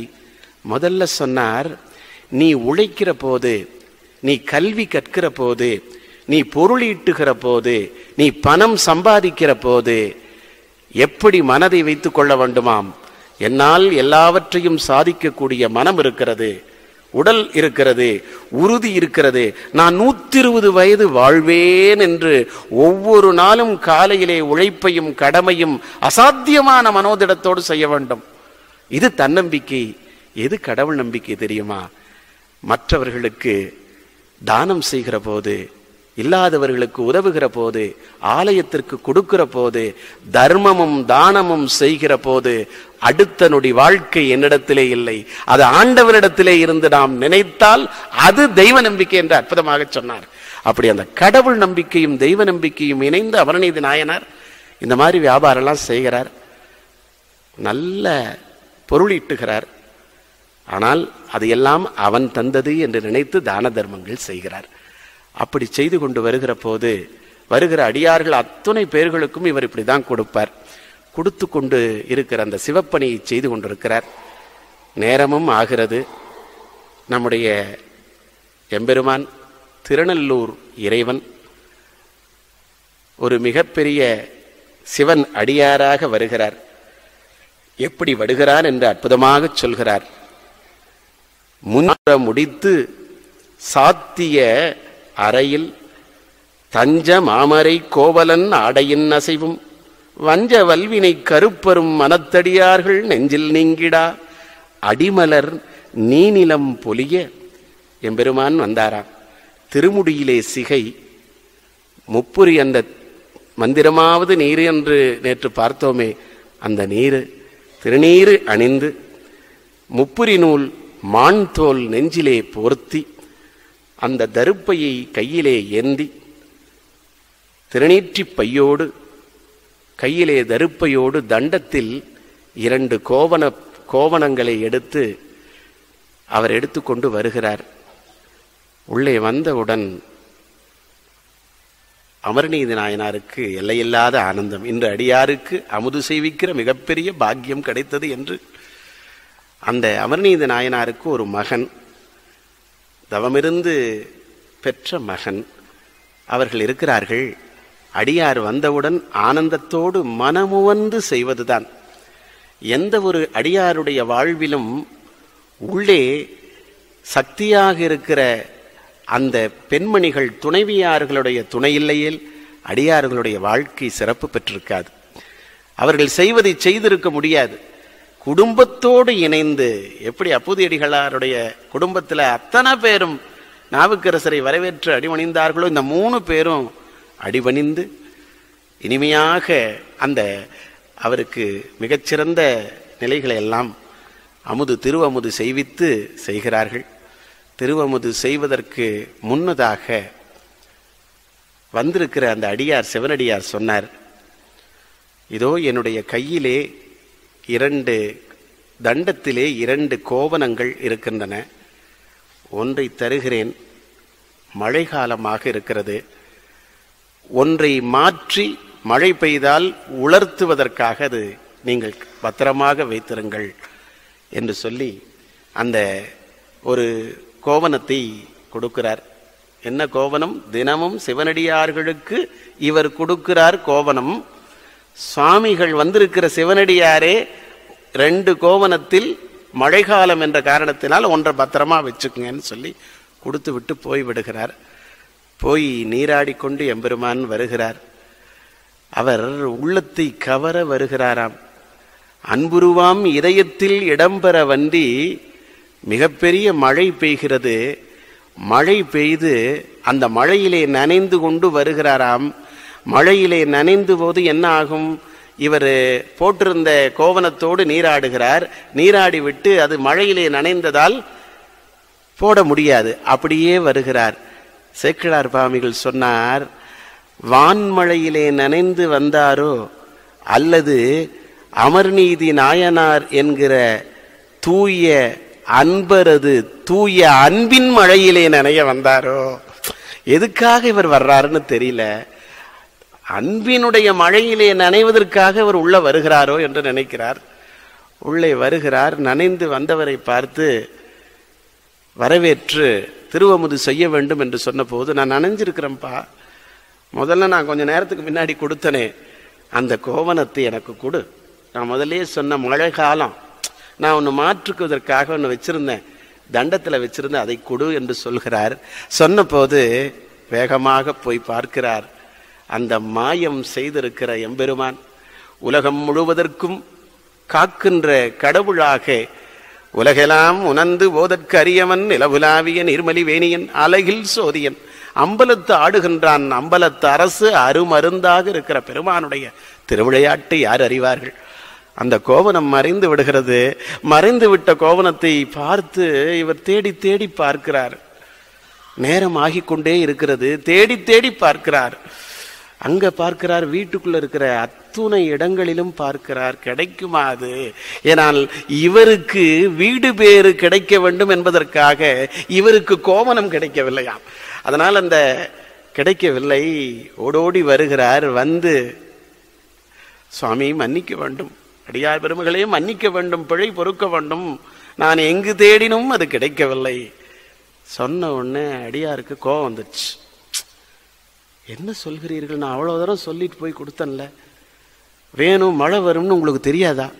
அவ்வளோ தூரம் சொல்லிவிட்டேன்ல, சரியான நேரத்துக்கு முடிக்கலைன்னா வீட்டில் போய் உண்டு எனக்கு, நான் அவ்வளோ தூரம் சொல்லிவிட்டேன்ல, முடிச்சிங்களா நீங்க அப்படின்னு சொல்லி ஒரு மிரட்டல் வரும் இல்லையா, அந்த மாதிரி ஒரு மிரட்டுகிற தோணையில சிவனடியார் கேட்டாராம். நான் அவ்வளவு தூரம் சொல்லியிருக்கேன்ல, எனக்கு அந்த கோவணம் வரும். பிழை பொறுக்க வேண்டும், என்னிடத்திலே கோவணம் தயாராக இருக்கிறது. அடியார்களுக்கு தினமும் கொடுக்கிற கோவணம் தயாராக இருக்கிறது, அதை தர வேண்டும். எனக்கு அந்த கோவணம் வேண்டாம், எனக்கு நான் கொடுத்த கோவணமே வேண்டும். சில குழந்தைங்க அடம் பிடிக்கும், எனக்கு இதே வேணும். அது உடம்புக்கு ஒத்துக்கலைன்னா கூட எனக்கு இதே வேணும்னு அடம் பிடிக்கிறோம் இல்லையா. முதல் நாளே முதல் இடத்துல நம்ம போய் ஆகணும்னு அடம் பிடிக்கிறோம். அப்படி அடம் பிடிக்கிறோம் இல்லையா, அப்படி அவர் எனக்கு அதுதான் வேணும்னார். மன்னிக்க வேண்டும், எங்கு தேடினும் தெரியவில்லை. அப்போ ஒரு வார்த்தை கேட்டாராம் சிவனடியார். எவ்வளவு வலிக்கிறமான வார்த்தை அவர் கேட்டாரா. என்ன கேட்டாரா? நீ செய்கிற வியாபாரம் ரொம்ப அழகானது. பேஷ் பேஷ் என்று சொல்லுவார்கள் சில நேரத்துல கோபத்துல. நல்ல காரியம் பண்ணிட்டப்பா, நீ பண்ற வியாபாரம் எவ்வளவு பொருள் தெரியுமா. இப்போ நாங்க கோல்டு பிளேட்டட் ஐட்டம்ஸ் செய்யறோம், எலக்ட்ரோ பிளேட்டிங் ஐட்டம்ஸ் செய்யறோம். அந்த ஐட்டம் எல்லா பொருள்களுமே ஒரு நல்ல பெஸ்ட் ISI ஏற்றுமதி தரத்தோடு அந்த இதை நாங்க ஷோரூமா பண்ணிட்டு இருக்கோம். அந்த என்கிட்ட ஒரு நாள் ஒருத்தர் மிகப்பெரிய கோல்டு பிளேட்டட் விளக்கு கொண்டு வந்தார். கொண்டு வந்துட்டு என்கிட்ட சொல்லிட்டு, நான் ஒரு வாரமா கொஞ்சம் வெளிநாடு போறேன், இந்த பொருளை நீங்க பத்திரமா வச்சுக்குங்க அப்படின்னு சொன்னார். நான் சொன்னேன், நாங்களே இதை வச்சுட்டு இருக்கிறோம். பரவாயில்ல, நீங்க வச்சிருந்தா நீங்க இதை பத்திரமா வச்சிருங்க அப்படின்னு சொல்லி எங்கிட்ட கொடுத்துட்டு போறாரு. கொடுத்துட்டு போயிட்டு ஒரு வாரம் கழிச்சு அவர் எங்கிட்ட கேட்கிறார். கேட்ட போது நான் பார்த்தா அது இல்லைன்னு நான் சொன்னேன்னு வச்சுக்கோங்க. அவர் உடனே என்ன நினைப்பார்? இவருக்கு இந்த வியாபாரம் நம்முடைய பொருளையும் இவர் வித்துட்டார் அப்படின்னு சொல்லிட்டு பேஸ் நீங்கள் செய்கிறது அழகுன்னு சொல்லுவாரே. நீங்களும் இந்த கோவணத்தினுடைய வியாபாரம் செய்து கொண்டு என்னுடைய கோவணத்தை நான் கொடுத்து காப்பாற்ற வேண்டும் என்ற உறுதிமொழியோடு வைத்துக் கொண்டு இப்ப இல்லை என்று சொல்வது அழகு அழகு அழகு. ரொம்ப அழகா இருக்குன்னு இவருக்கு வேதனையோடு கதறுகிறார். என்னுடைய உள்ளத்தில் எம்பெருமானுடைய திருவடிகளுடைய உறுதி பொருளை காட்டிலும் வேறு ஒன்றும் இல்லை. என்னுடைய உள்ளத்தில் எம்பெருமானுக்கு அடியார்களுக்கு அமுது செய்வித்து அவர்களுக்கு கொடுக்க வேண்டும் என்பதை தவிர வேற எந்த எண்ணமும் இல்லை.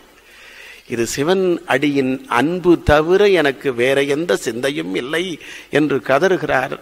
கொஞ்சம் இறங்கி வர்றார் சிவனடியார். சரி, என்ன கொடுப்ப? இவர் சொல்றார், இந்த கோவணத்திற்கு நான் உங்களுக்கு கோவணம் எவ்வளவு வேணா தர்றேன், எங்கிட்ட கோவணம் அது வேண்டாம் என்று சொல்கிறார். சரி, இதோ நூல் பொதி இருக்கிறது, அதை தருகிறேன். வேண்டாம்.